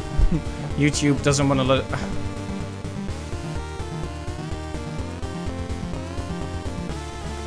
all the prompts ever. Yeah, I actually can't get through it.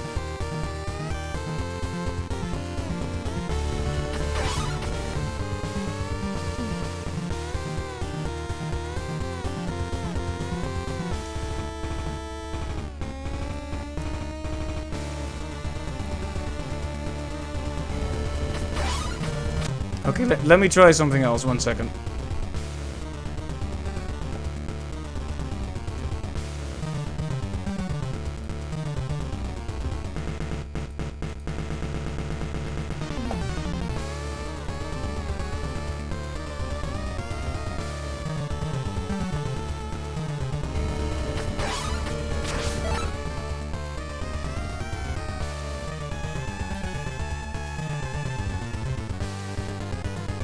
Like, why does it do this, and why can't I use it? Why can't I click, like...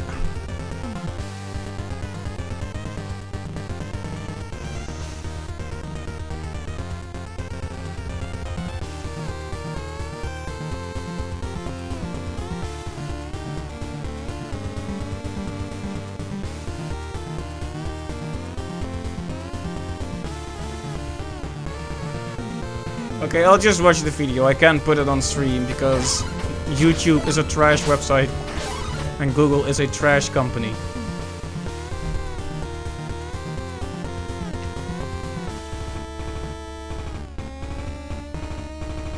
Oh, I see it. Right. So if it goes through the door and then you follow, that's when it persists on the next stream.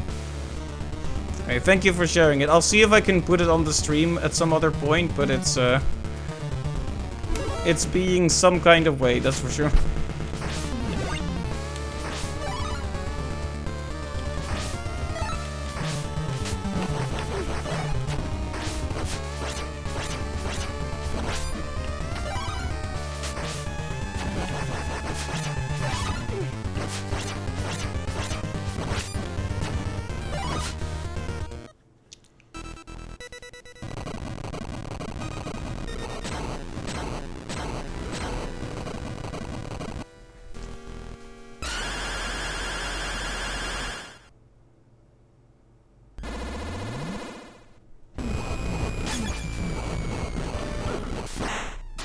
Whoops.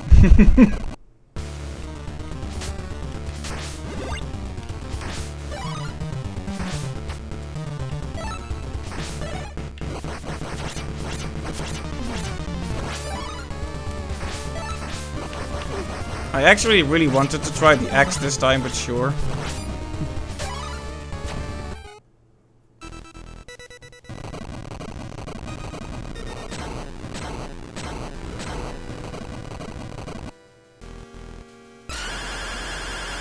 Rawr.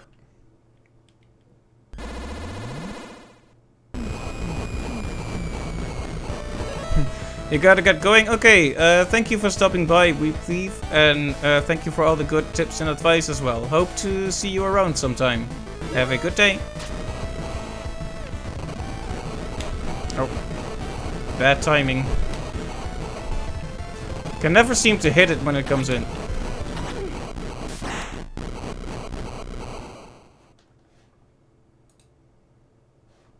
Well, it's our last chance.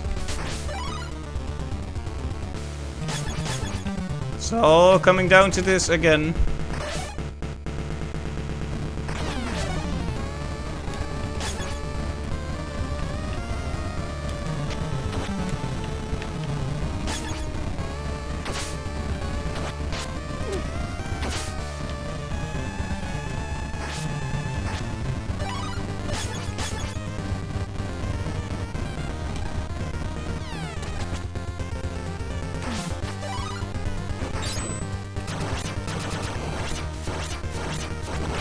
Now, if we could actually get to the boss without taking a million hits, that would help a lot, to be honest.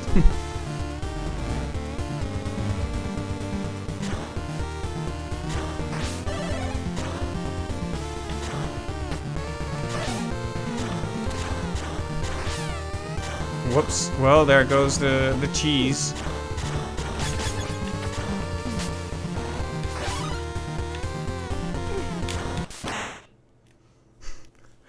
Yeah, I think this might be one of those nights where where a combination of tired from work and the hot temperature and frustration are leading to me being incapable of performing simple feats in the game. So I think I should just leave it at this and pick it up again next time. I mean, we literally defeated the final boss of Chapter 2 again just now, so who cares if this one stage isn't going so well this time, right?